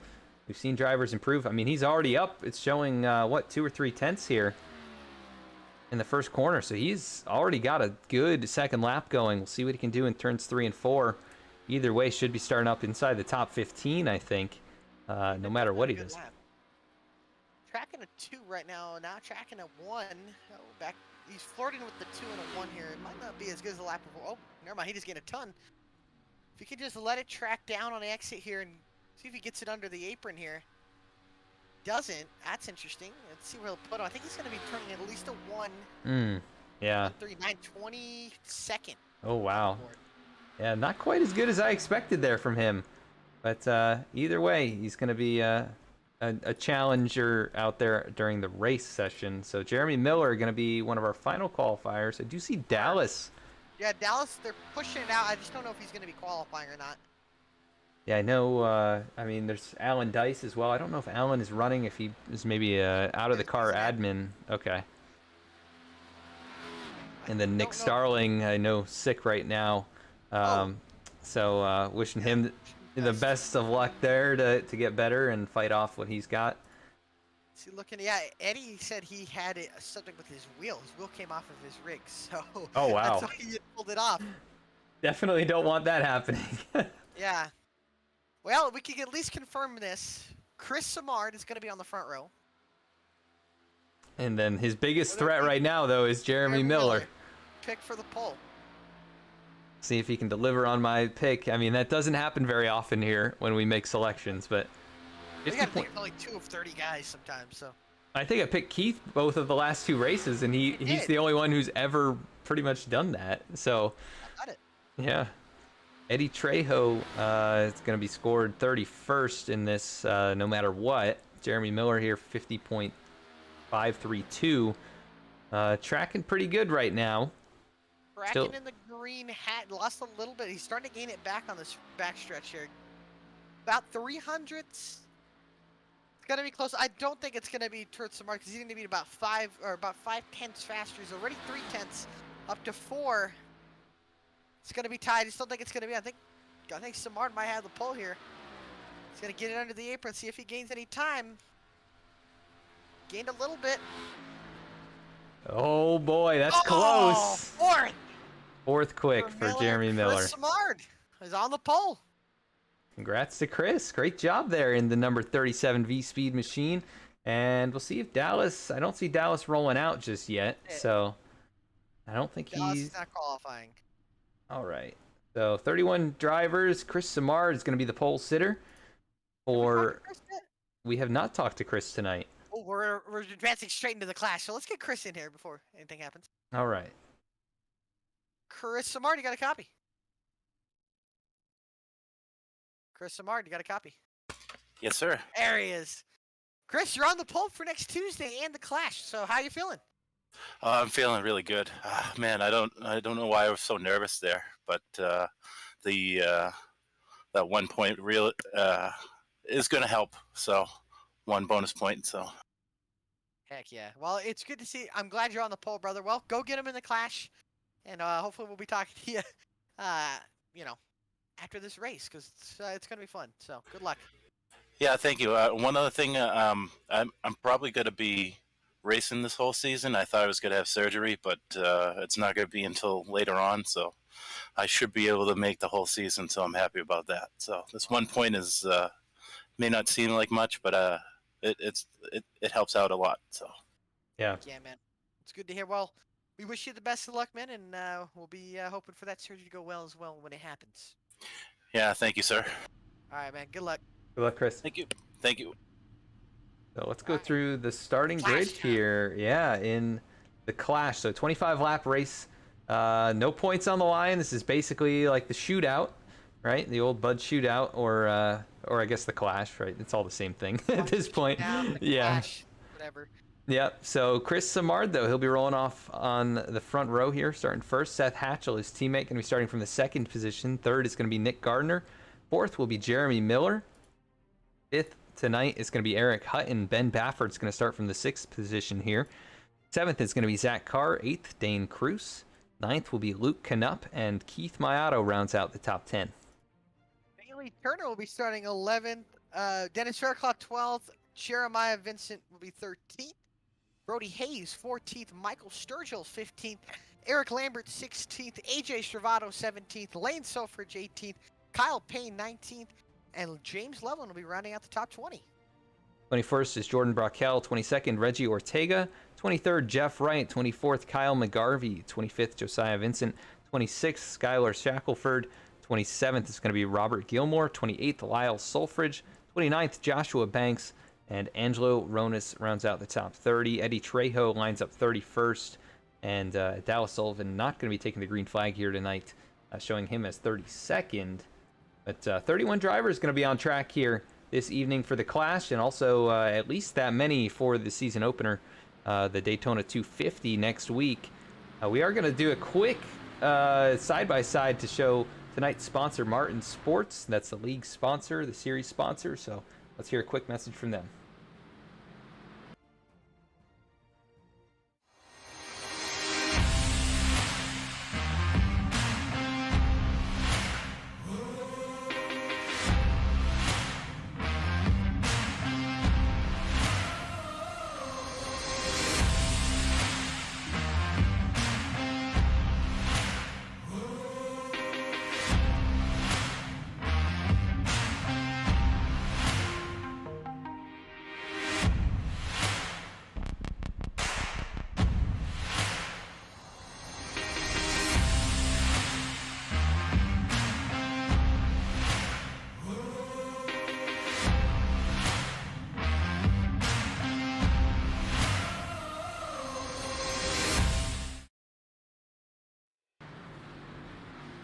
All right, and rolling towards the green flag here in the Below the Double Yellow Premier Series to kick things off for season number 6. Who's your pick before we go green? Oh my goodness, my pick. I'm gonna go Eric Lambert. Be a little optimistic. Go Luke Canup. All right, both those guys have work to do here tonight. Green flag in the air. Once again in the Below the Double Yellow Racing League, now the Premier Series. And it is Chris Samard, and big move from Jeremy Miller straight out of the gate. And we talked about it. It's only a 25-lap dash, and we got Dorico ready for second. Big stack up. Car gets loose. Turn on the bottom. They spin to the bottom. Check up. Nobody. Oh, there they go. Oh, they're wrecking Jeff Wright. And I saw Bailey Turner. Hayes. Brody Hayes involved. Oh, Raquel, man. no caution, though. Yeah, I guess nobody really got spun all the way around. Let's go back and take a look. It's stacked up behind Samard. I wonder if he missed a shift or something, but Carr catches the 24, Bailey Turner.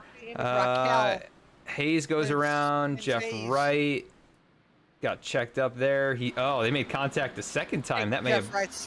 I think he's done. Yeah, he hit pretty hard right there. Yeah, that toe link is broken. You see the sparks already, early incidents, and now we got about a 10-car pack. The bottom lane storming by. There's nobody on the outside. I assume these guys are going to try to go single file, and this will be the best time to learn about which cars are fast in a single file line and how much it works.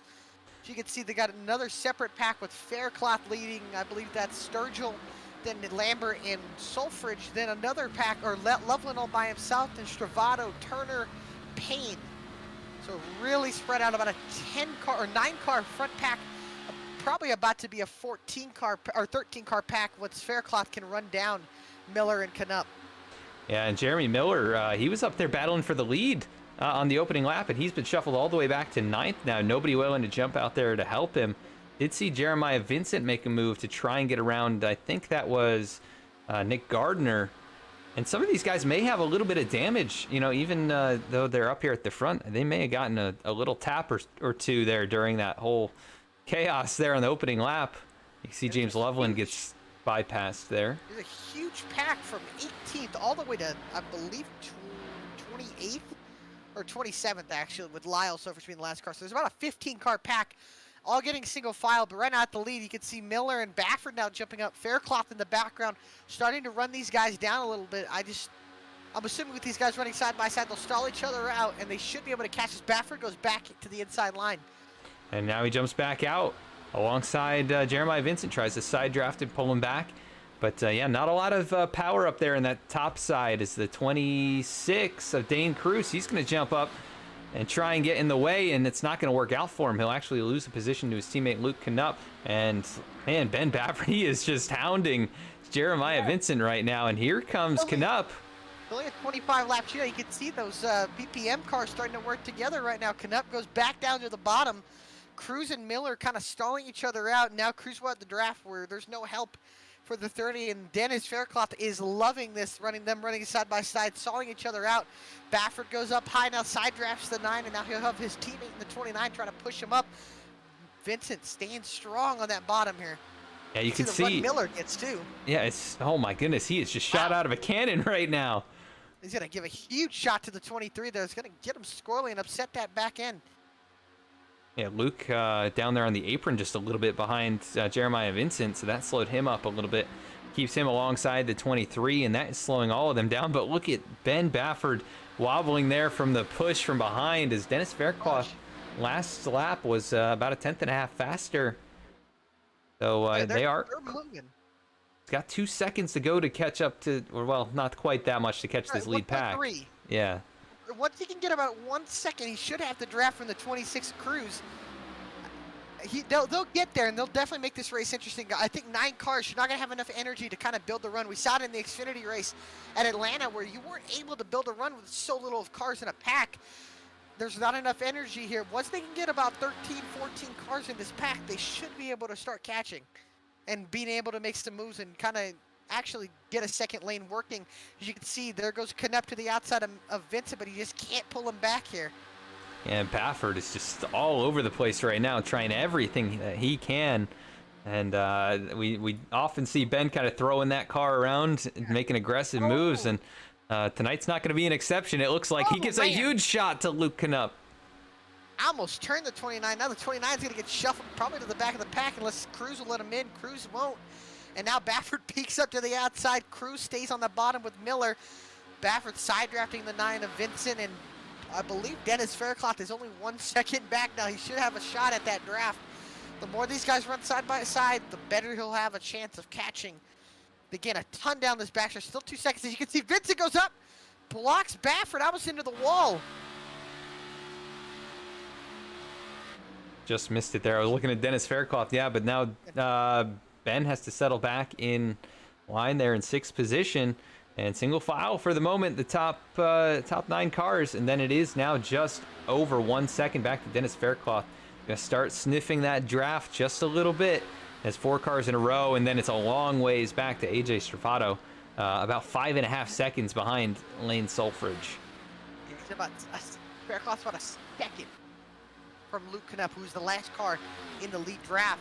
If he can get there, he will have a shot, but he needs to close up to about 0.9, 0.8 to really start having a shot.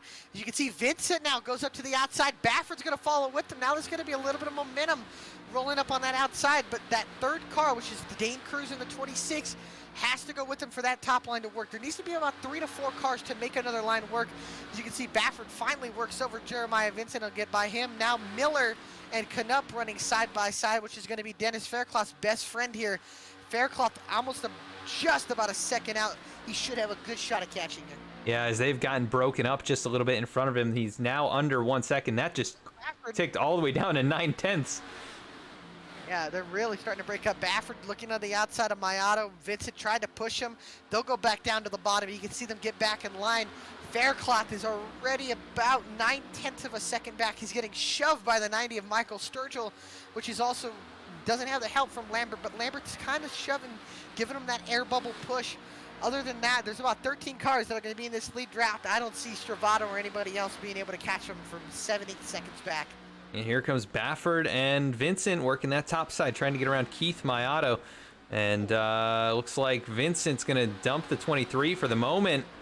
Yeah, there's just not enough energy, and I don't think they need Cruz to go up there, and Cruz isn't going. He's staying loyal to the bottom. I don't think he'll be able to kind of get up there. Yeah, they're going to have to. I mean, it's not quite time to make the move. Still so much left in this. 15 laps to go in this one. And there are lap cars up the road here. There are, and it's kind of reminding me of how you see these guys in real life, where they're a little hesitant to make a move because they know that nobody's going to go with them. They're kind of just going to stay single file, and again, probably at the end of the race, then you'll start seeing some guys poke out. The real decider here, the real key fact is if Faircloth can run them down, then they'll be able to kind of make their moves if they can get like another 3 or 4 cars. But now the leader is going to have to avoid, are going to have to get around the 18 or the 10 of Brody Hayes, who's going to be sticking on the bottom. It should stall them out, especially since they're running up in the corner. Faircloth, if he sticks to that bottom, he should be able to have a chance at running them down here.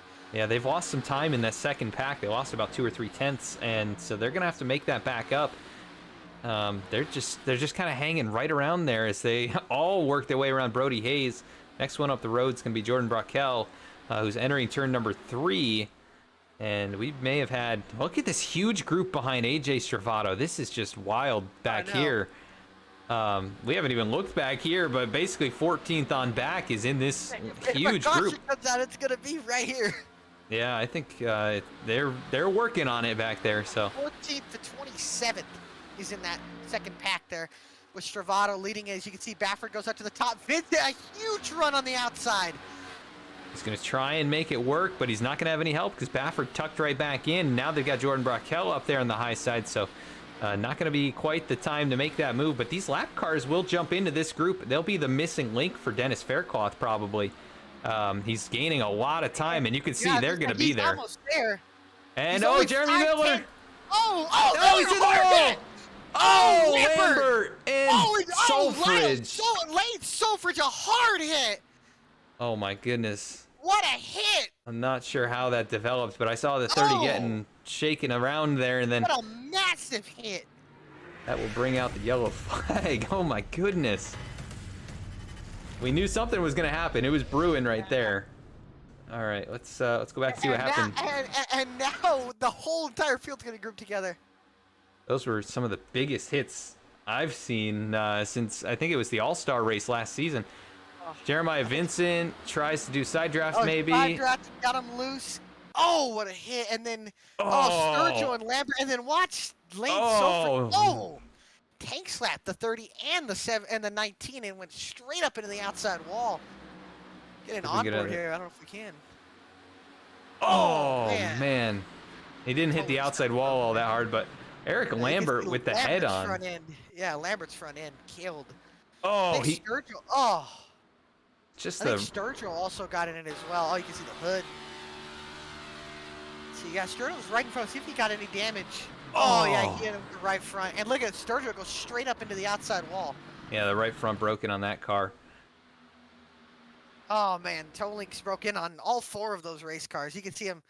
Brockel got up in the wall, and you can see Sturgill go straight up. That's probably popped the tire and the toe link. Lambert lost the right front entirely, and then Jeremy Miller, he's done for the night. So my pick in Eric Lambert, unfortunately not going to work out in this one, but we'll see if anybody elects to bring it down pit road other than those involved. Dane Cruz comes down. Bold move. He was running inside the top 10. Maybe try to save that car for next week just in case. Bailey Turner as well. He was caught up in that initial incident. Yeah, and so was Zach Carr, who was also caught up in that incident as well. So. Yep. A lot of guys at the back. They're going to try to get those fresh tires, and it's less than halfway left in this thing. So 25 cars. So, and all of them will probably be able to continue, like, stay in the pack here. So interesting that the field got shaken up so long, and I can guarantee you that that was probably the longest green flag run that we're going to have. Oh, definitely. Now that everybody's back in the mix, it's anybody's game here, really. So. Again, hard hit from Lane Solfridge. Yeah, he's going to be done for the night. No fast repairs in this league, and I don't think there's an exception to that here tonight. I'm pretty sure it's what you've got. You know, what you roll off with, that's what you've got. So Got to try and keep it clean, but that's the nature of these big super speedways. Lambert, Sulfridge, Sturgill, Miller, all on pit road here. Brody Hayes showing us 1 lap down. I think Jordan Brockel got the lucky dog. Yeah. I think if Hayes will definitely get a caution, so I think he should be fine. Wow. Oh, how is that possible? Lane Sulfridge? Lane Sulfridge is still going. Actually, I think it's still broken. I think the toe link's a little bit broken on that car. Yeah, I think he's going to be done at least competitively. Yeah, he's not even able to drive that car. I believe the toe link's maybe broken on that one. You can see the left rear. The right front. We talk about the. Oh boy. So we talk about the toe links here, and I think he's gonna call it a night here. Yeah, I would probably do that. Yeah. These things are insanely undrivable when you break one of those toe links. The bodies are strong. The suspensions aren't as so. We'll be going green once again here as they work through turns 1 and 2. It's going to be Hatchell and Samard just as they rolled off, except flip-flopped here. And all that chaos on lap 1 is now, in the rear view. All these guys at the back of the field now have another opportunity to win this race. Watch for Zach Carr, AJ Stravato, some of those guys to just fly on through and make a lot of bold moves to get up to the front here.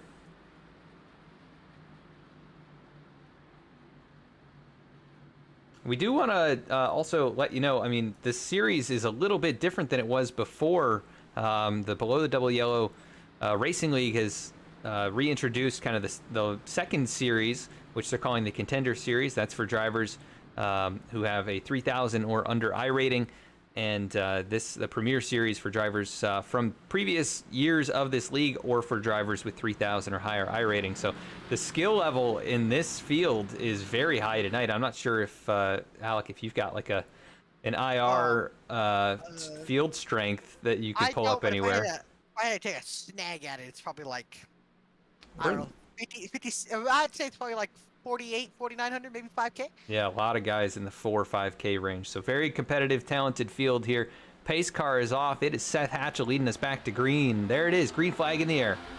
Lot more organization on the bottom. I don't know if you want to go to the blimp cam here. You can really see that now the top's really organized with a push with the 36 and the 37 up on the outside. Now Vincent's starting to close up in here. Now since the field's all grouped together, I can definitely see a lot more crazy moves, a lot more energy in this pack. Gardner kind of slips up from the 8 on the bottom. Look at the top getting a massive push. Mayato a huge shove to Samard. Check up farther back in the field. Here comes Bafford. Oh, he's right in that middle. He's going straight to the back if nobody goes with him. Stuck in the sucker hole, but here comes James Loveland maybe going to go with him, and now that's going to shuffle out the Banks. Yeah, Joshua Banks.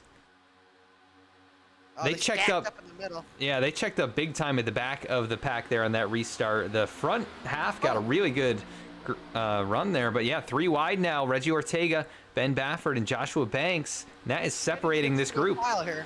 They're going to need to get single file, or get it sorted out to at least double. You can see the top lane on the outside. Vincent leading with Faircloth, and now Stravato getting up on the outside behind the 80.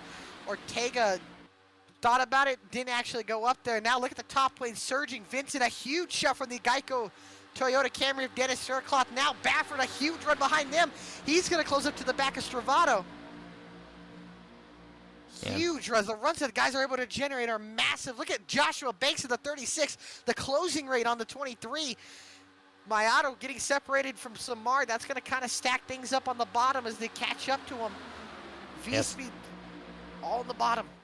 Yep, and then you've got VMS up there on the top, but then also Dennis Faircloth for Simonon up there right at the front. Look at the side draft contact. It's going to stack up this bottom. The bottom's going to bottleneck here off of 2. Everybody's going to stack up here. There it is. Oh, McGarvey into Shackelford. Hard hit into the outside wall for McGarvey. Shackelford killed on the front end, and I think another car was involved in that. Looked like Dane Cruz possibly involved. That Cruz? He may have been able to avoid, but yeah, big hit for Kyle McGarvey as his car is going to try and come to rest here on the back straightaway. Let's go take a look.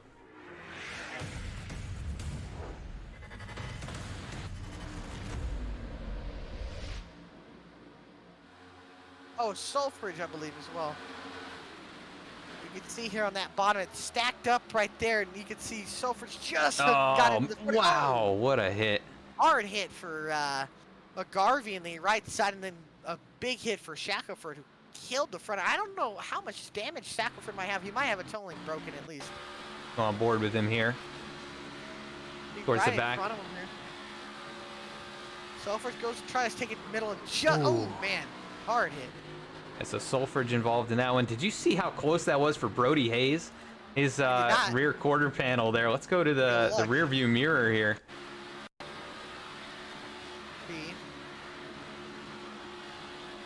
If we can. Ooh. Oh! Inches. He's gonna get the lucky dog. Yeah, he just avoided it. That's as lucky as it gets, really. Let's see if we can see this in slow motion here. This is gonna be about as close as you'll ever get. Yeah. Yeah, that's pretty tight there. And you could see just, I mean, that was caused up by just the, you can see the closing rates are massive in these cars. I could even argue that they're probably bigger than they were in the Gen 6. Obviously, that diffuser and underbody downforce causing these runs to be so huge, and that massive spoiler on the back end, that plays a big role.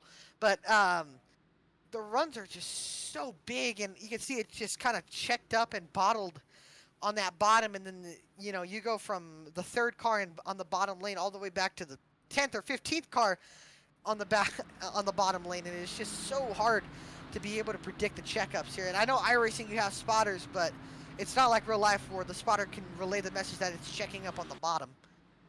Right, it's not that advanced. Yeah, it's more basic. Not that yet.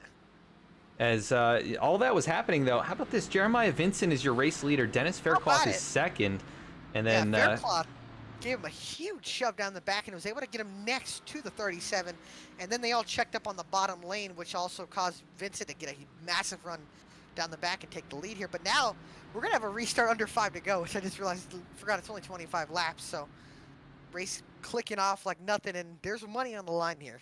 So no points, but money on the line. Yeah, it's always nice to just get a victory no matter what. Some of these guys would be looking for their first career cup win, even though it's more of an exhibition race. It still, you know, means something to get out there and get a victory. Dennis Faircloth looking for his first career win in the league, just in general. Jeremiah Vincent looking, I believe, for his first cup win. Well, looking at what's going to happen here, I think they have lane choice, and also forgot that they go into their green comes out in that Geico restart zone. So the iRacing implemented right. That. So looking at, I think if Vincent, obviously they're teammates with the SBR, and I'm going to assume that he's going to take that outside lane and have his, I guess, alliance teammate of AJ Stravado probably push him. Would be my guess, but I'm not really sure here. Yeah, we'll have to see. I think they're going to get the one to go this time. Most likely. Bottom here, interesting. Yeah, lights are off. He is going to stay on the bottom. He'll have Samard behind him, and then Faircloth up on the top side. Yep. And then you got Mayato and Bafford right there. Those two, no strangers to each other. They had a few incidents last season, and very well aware of racing around each other. Seth Hatchell, Joshua Banks, Josiah Vincent, and Nick Gardner, the top 10. So really any of those guys, really anyone in the field with a shot here.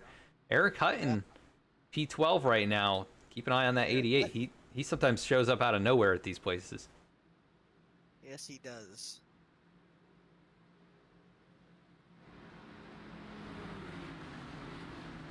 So to recap, 2 cautions, only 2 lead changes.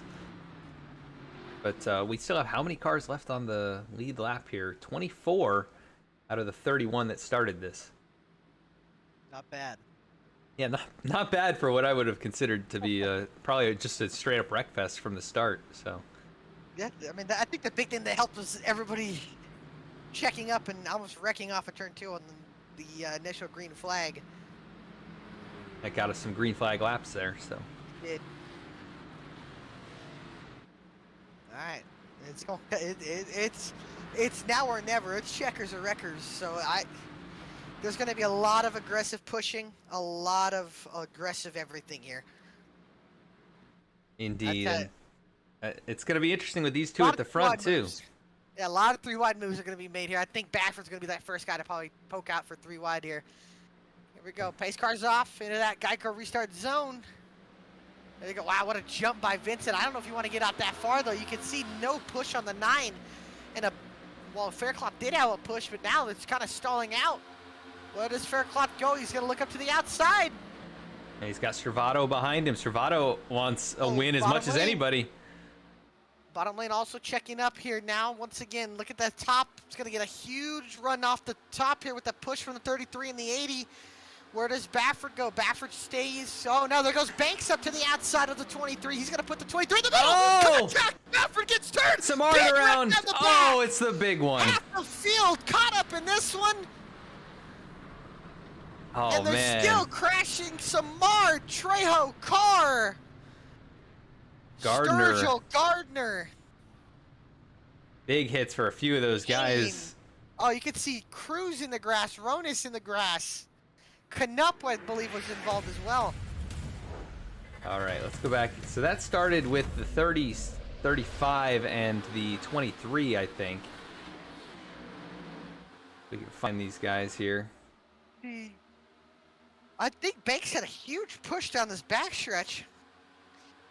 Go to the He's got overhead view.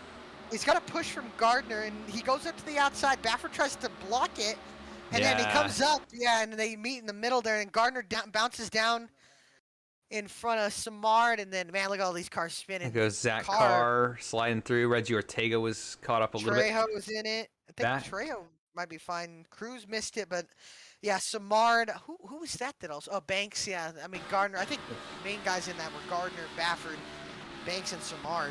Look on board here with Reggie Ortega as he went through the middle of all of this. Up there on the top side, they start wrecking, and he got hit a couple times. Into Canup. I wonder if that toe links are damaged here, or suspension damage on the 2 or the 29.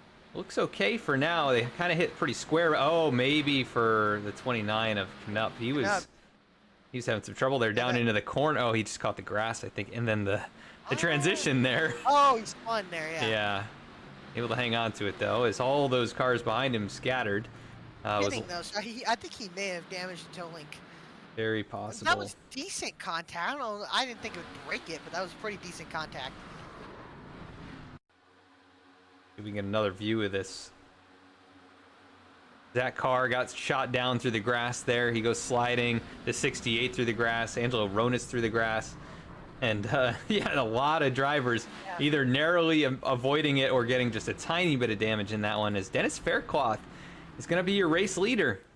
How about it? He's going to have AJ Stravato on his outside, though, or inside, either way. We can't forget AJ Stravato has a bit of an alliance there, and so does Jeremiah Vincent with that 80 machine. They're all kind of grouped together.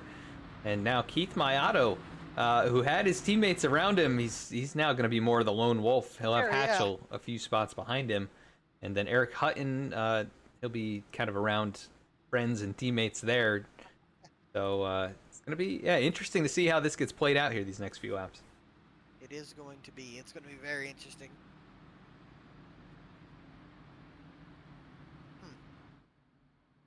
This will be something, let me tell you.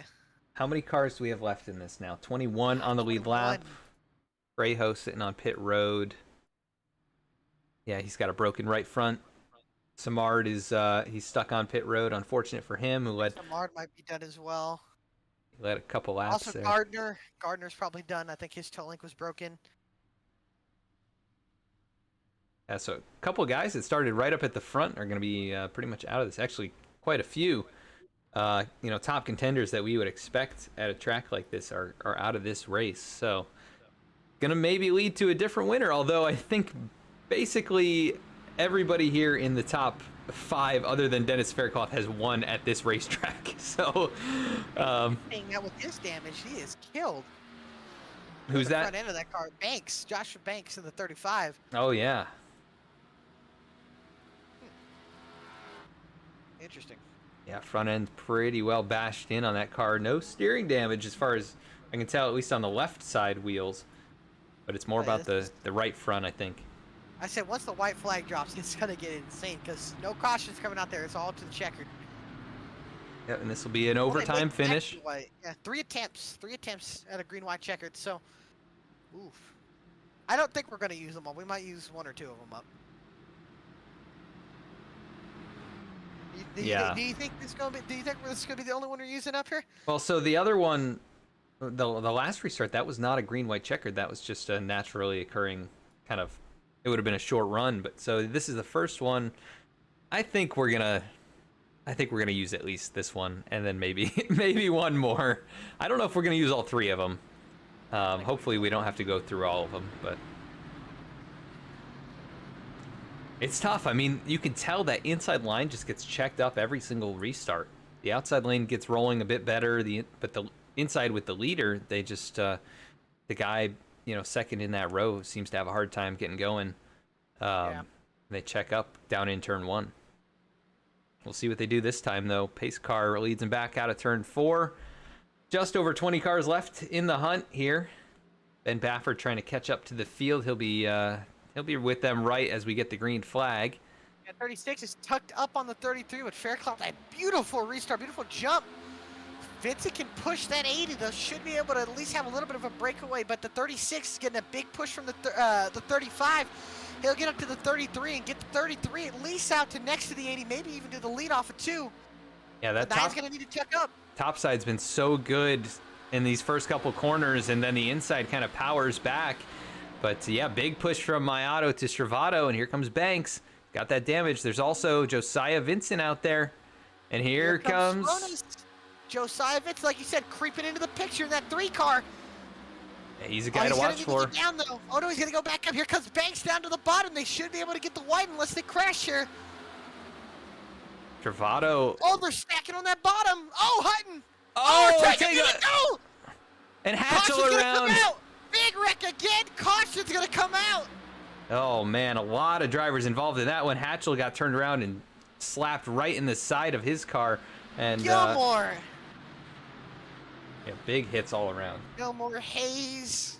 I think Gilmore might be done. Ortega might be done. I think Hatchell even might be done there. Man, they are dropping like flies. I think Gilmore is stuck on the apron. So I think that started with Reggie Ortega. Yeah, the checkups on the bottom are just massive, and these guys just can't seem to check up in time. You can see Hutton's going to get right behind Vincent there. He's going to check up, and yeah, Hatchell gets into Hutton, and then Ortega gets into Hatchell. Oof. Hayes, Brackel. I think that's Gilmore. That's Kyle Payne. Look at Baffert go through the grass to avoid it.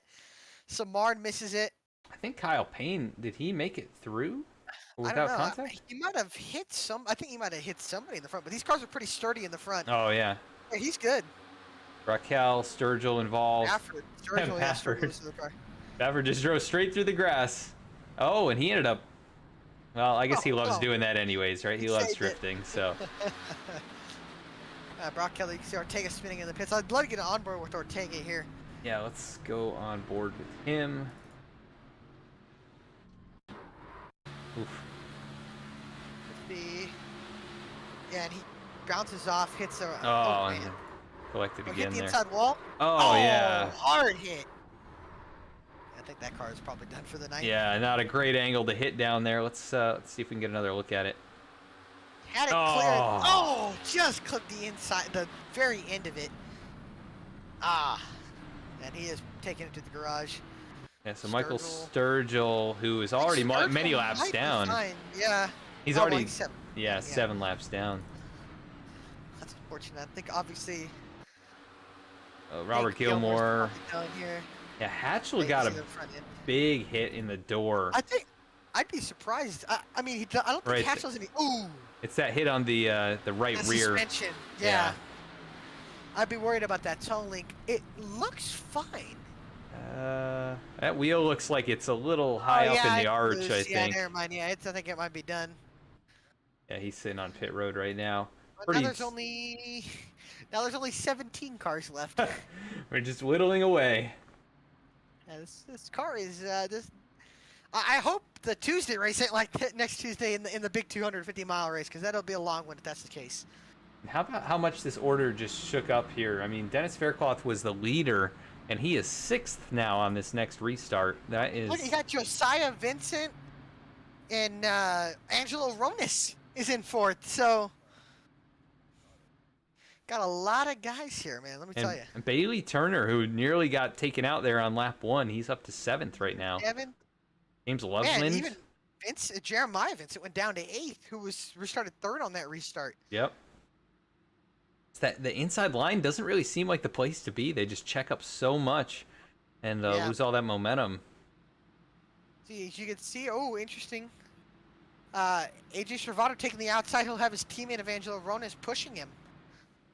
And it'll be Mayato and Josiah Vincent. So really, I think Keith kind of not in a great position here. He's got essentially 3 allies, around him, and he's got nobody to work with. All his teammates, basically out of the race. I mean, James Loveland back in 10th. That's just a little too far back to make anything happen, I think.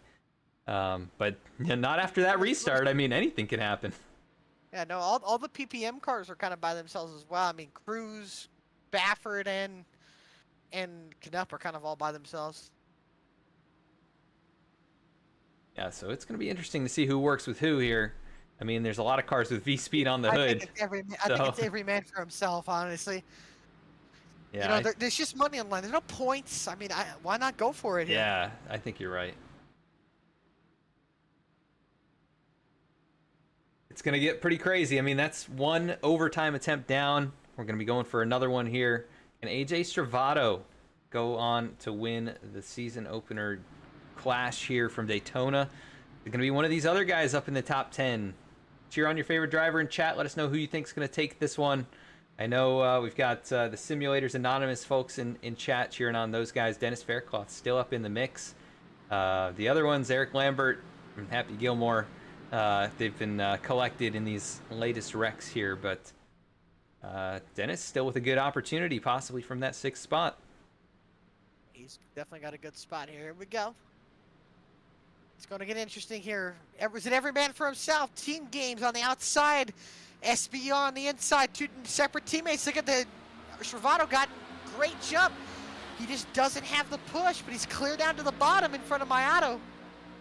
Mayato really good at timing restarts as the 2nd place car. He did a good job there. See that top lane stacking, but now Vincent's going to give a massive shove to the 36, and that 36 on the bottom is going to have a little more energy generating from that bottom. The big shove here. You can see now. Oh man, Stravato getting loose with that 21 pushing. Now here comes Faircloth now in 3rd with Vincent. Oh, the inside lane just died right there. How There about goes this? Faircloth to the bottom. I think's better of it. Now they're coming to the white. Will they make it to the white? Gonna be tough to say. They got about long this way to far go. last time. Here we go. Oh, Stravato! Here they Almost come. gets turned. Are they going to take it the white? Yes, they are. Race official. Here comes Bailey Turner in the bottom. And he's going to go to the Turner's middle. in the middle. Mayato with a massive shove. Now there's contact behind them. 4 wide. Oh, it's not going to work out. It ain't over here. They're Oh, there goes Carr. They crash. But at the front, Dennis Faircloth behind Angelo Ronas. 2 men, not with the win. Faircloth a shove. Here he comes up to the outside. Now back down to the inside. Here comes Turner. Look at Jeremiah Vincent fighting to the outside. 4 wide. And here comes the 29 of Luke Knupp. Knupp. Going to have a huge shove. They're going to be 3 wide for the lead for the win. Shoving on the bottom, shoving on the middle. Turner gets jacked up. He's got another shove. He gets turned up the track. They take each other out. Angelo Ronas. Oh, what a wreck behind him. But Ronas, a bridesmaid no more. He takes the win in the season opening clash here in the Below the Double Yellow Premier League. Oh my goodness, what a finish. What a finish. James Loveland from 10th to 2nd. Oh man, you could never write that. That's you could never have predicted that. He came flying through. Let's go through this last little bit right here. They're starting to wreck already, and then the 24 with a huge shot from the 29. There goes Faircloth. Huge hit for Hutton, and somehow Loveland drives through all of that.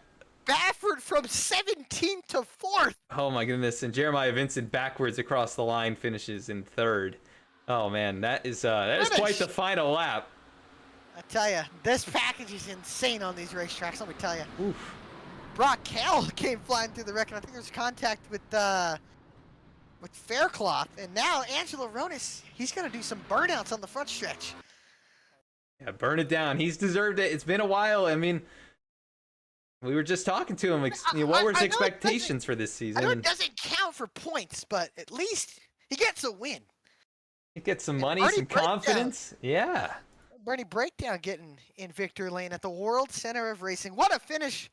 What a race. And we'll be talking to your winner pretty soon here after a few quick commercials. Yep, we'll be right back.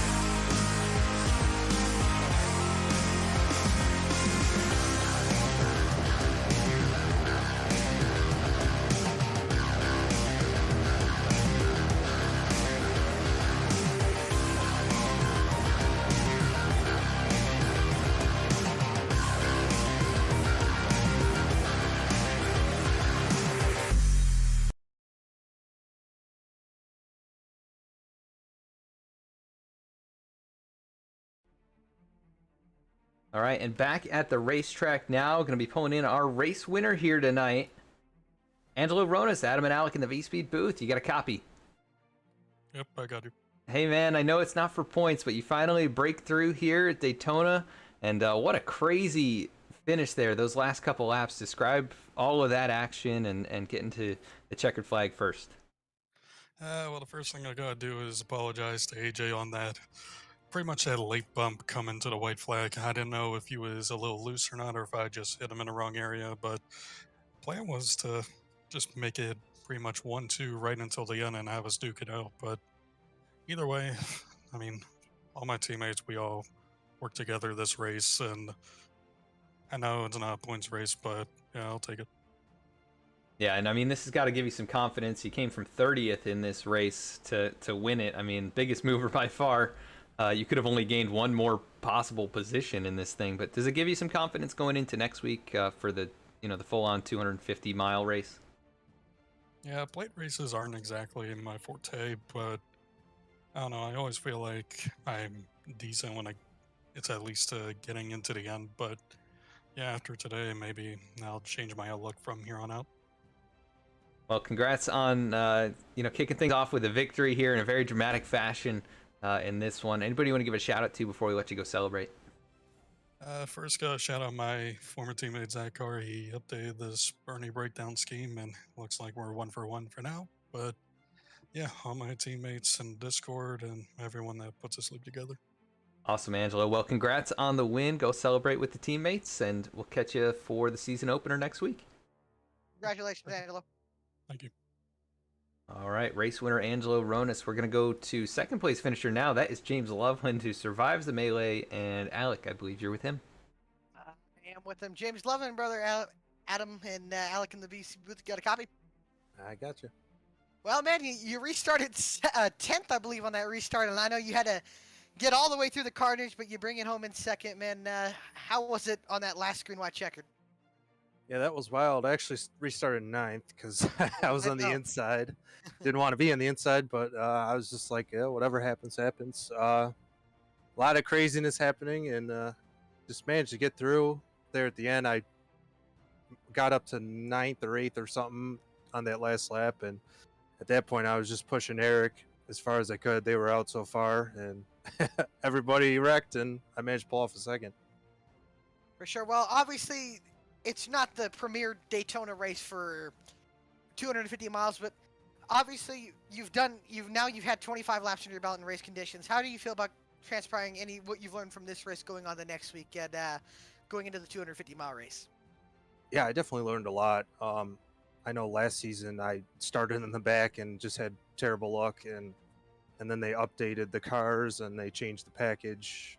Or no, I don't know if they changed the package, but yeah, they changed stuff. So basically, it was just a learning night, see what line was working, see how the packs were working, and yeah, I learned a lot and turned out good for this race. Hopefully, it'll turn out good for next race.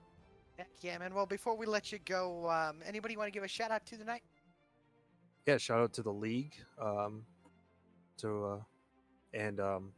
out to excuse me, shout out to VSPEED for letting me join with them for another season, and sponsor my race car. So I really appreciate that, and that's it. For sure, man. Well, we wish you good luck at out at Daytona. We'll come back here next week, and look forward to be talking to you again, man. Also, good luck this weekend in the real car. Oh yeah, good luck in that as well. It'll be Thursday night. So awesome, man. Well, good luck in that, man, and better win it. All right. Hope so. Thanks. All right, man. Have a good one. All right, that is James Loveland, second place finisher. Let's go now to third place. That is going to be Jeremiah Vincent, who I believe was slapping the wall across the start-finish line. Had a good shot there. Jeremiah, this is Adam and Alec in the VSPEED booth. You got a copy? Yeah, got a copy. Well, Jeremiah, pretty wild there those last 2 laps, but man, you were right in the thick of it. Had a good shot to maybe make some moves, and you pushed Dennis there for a while. It just didn't quite, work out for you in the end. But man, describe everything there from your perspective. Yeah, it was a lot of fun. Before getting into it, I just want to apologize to Jeremy there. I got cut back in line and got a shot from behind, and I tried to get out quick enough because I knew it was going to run in the back of him real hard, and I just didn't get enough room out there, and kind of took him out. But yeah, the runs tonight was crazy. Like they'll come out of nowhere, and you just gotta ride with it. The one I had there at the end going into 3, if I had another car behind me, I think I had it. But good for Angelo. I'm glad to see him get victory lane. Appreciate Dennis working with me tonight. Everybody, I was excited finish for sure. Yeah, I was saying at one point everybody in the top 5 had won at this track. It was you, Nick Gardner, AJ, Keith, and then you had Dennis up there in the mix, who's also pretty good here. But obviously you guys worked well together. Got some good finishes for each of you guys. And did you learn anything that you can take into next week for the big race? Yeah, I got a couple things. I'm going to share with the team, and we're going to apply it for next week. But yeah, there's a lot of fun tonight. A lot of big runs you can get. Yep. Yeah, definitely exciting stuff out there. I mean, we noticed it when people were side by side. You guys were just flying up behind them. But great finish for you here. You end up on the podium after starting 13th. You did lead a few laps tonight, 4 laps. And anybody want to give a shout out to for the third place finish? I was going to shout out to my team at Vincent Motorsports. They did a great job working together tonight. Same with the guys at Sad Boys Racing. They did a great job. And then Simulators Anonymous. We all worked really well together tonight. And shout out to family friends that might be watching. And Alec and Adam, you guys up in VSPEED booth. You guys always do a great job. And thank you for all the sponsors and all the admins that put the effort into this league. I'm excited for the season to start. Yeah, definitely excited after tonight's race. Great run out there, Jeremiah, and for putting on a show for us. And we'll catch you next week. All right, we'll see you then. Have a good one. Thank you. You too. Good run, Jeremiah. Thank you. All right, third place finisher Jeremiah Vincent. As let's go through the rest of the results here. This was a very exciting night to kick things off this season. A lot of great drivers out there, new names, old names, and a new winner with Angelo Ronis coming home the victor here tonight. Let's go through the rest of the results and head on out for the evening. Angelo Ronis, the race winner after a 4 caution, 5 lead change sprint to the finish here. James Loveland finishes in second. Jeremiah Vincent comes home third. Ben Bafford ends up in fourth after all of that. Keith Mayato finishes fifth. Eric Hutton sixth. Josiah Vincent seventh. Eighth was Dennis Faircloth. Ninth, Jordan Brackel. And Seth Hatchell rounds out the top 10. And 11th was Luke Knupp. 12th was AJ Stravado. 13th, Bailey Turner. 14th, Lyle Sofridge. 15th, Chris Samard. 16th, Kyle Payne. 17th, Joshua Banks. 18th, reigning champion Zach Carr. 19th, Dane Cruz. And 20th, Brody Hayes. 21st, Reggie Ortega. 22nd was Robert Gilmore. 23rd, Michael Sturgill. 24th was Eddie Trejo. 25th, Nick Gardner. 26th, Skylar Shackelford. 27th, Kyle McGarvey. 28th was Lane Holfridge. 29th, Eric Lambert. And rounding out the top 30 tonight is going to be Jeremy Miller. 31st was Jeff Wright. And Dallas Sullivan did not take the green. Scored 32nd here. But, man, what a race tonight, Alec. Give me your thoughts here before we head out. I'm looking forward to next Tuesday, man. Tuesday's going to be wild. 250 miles.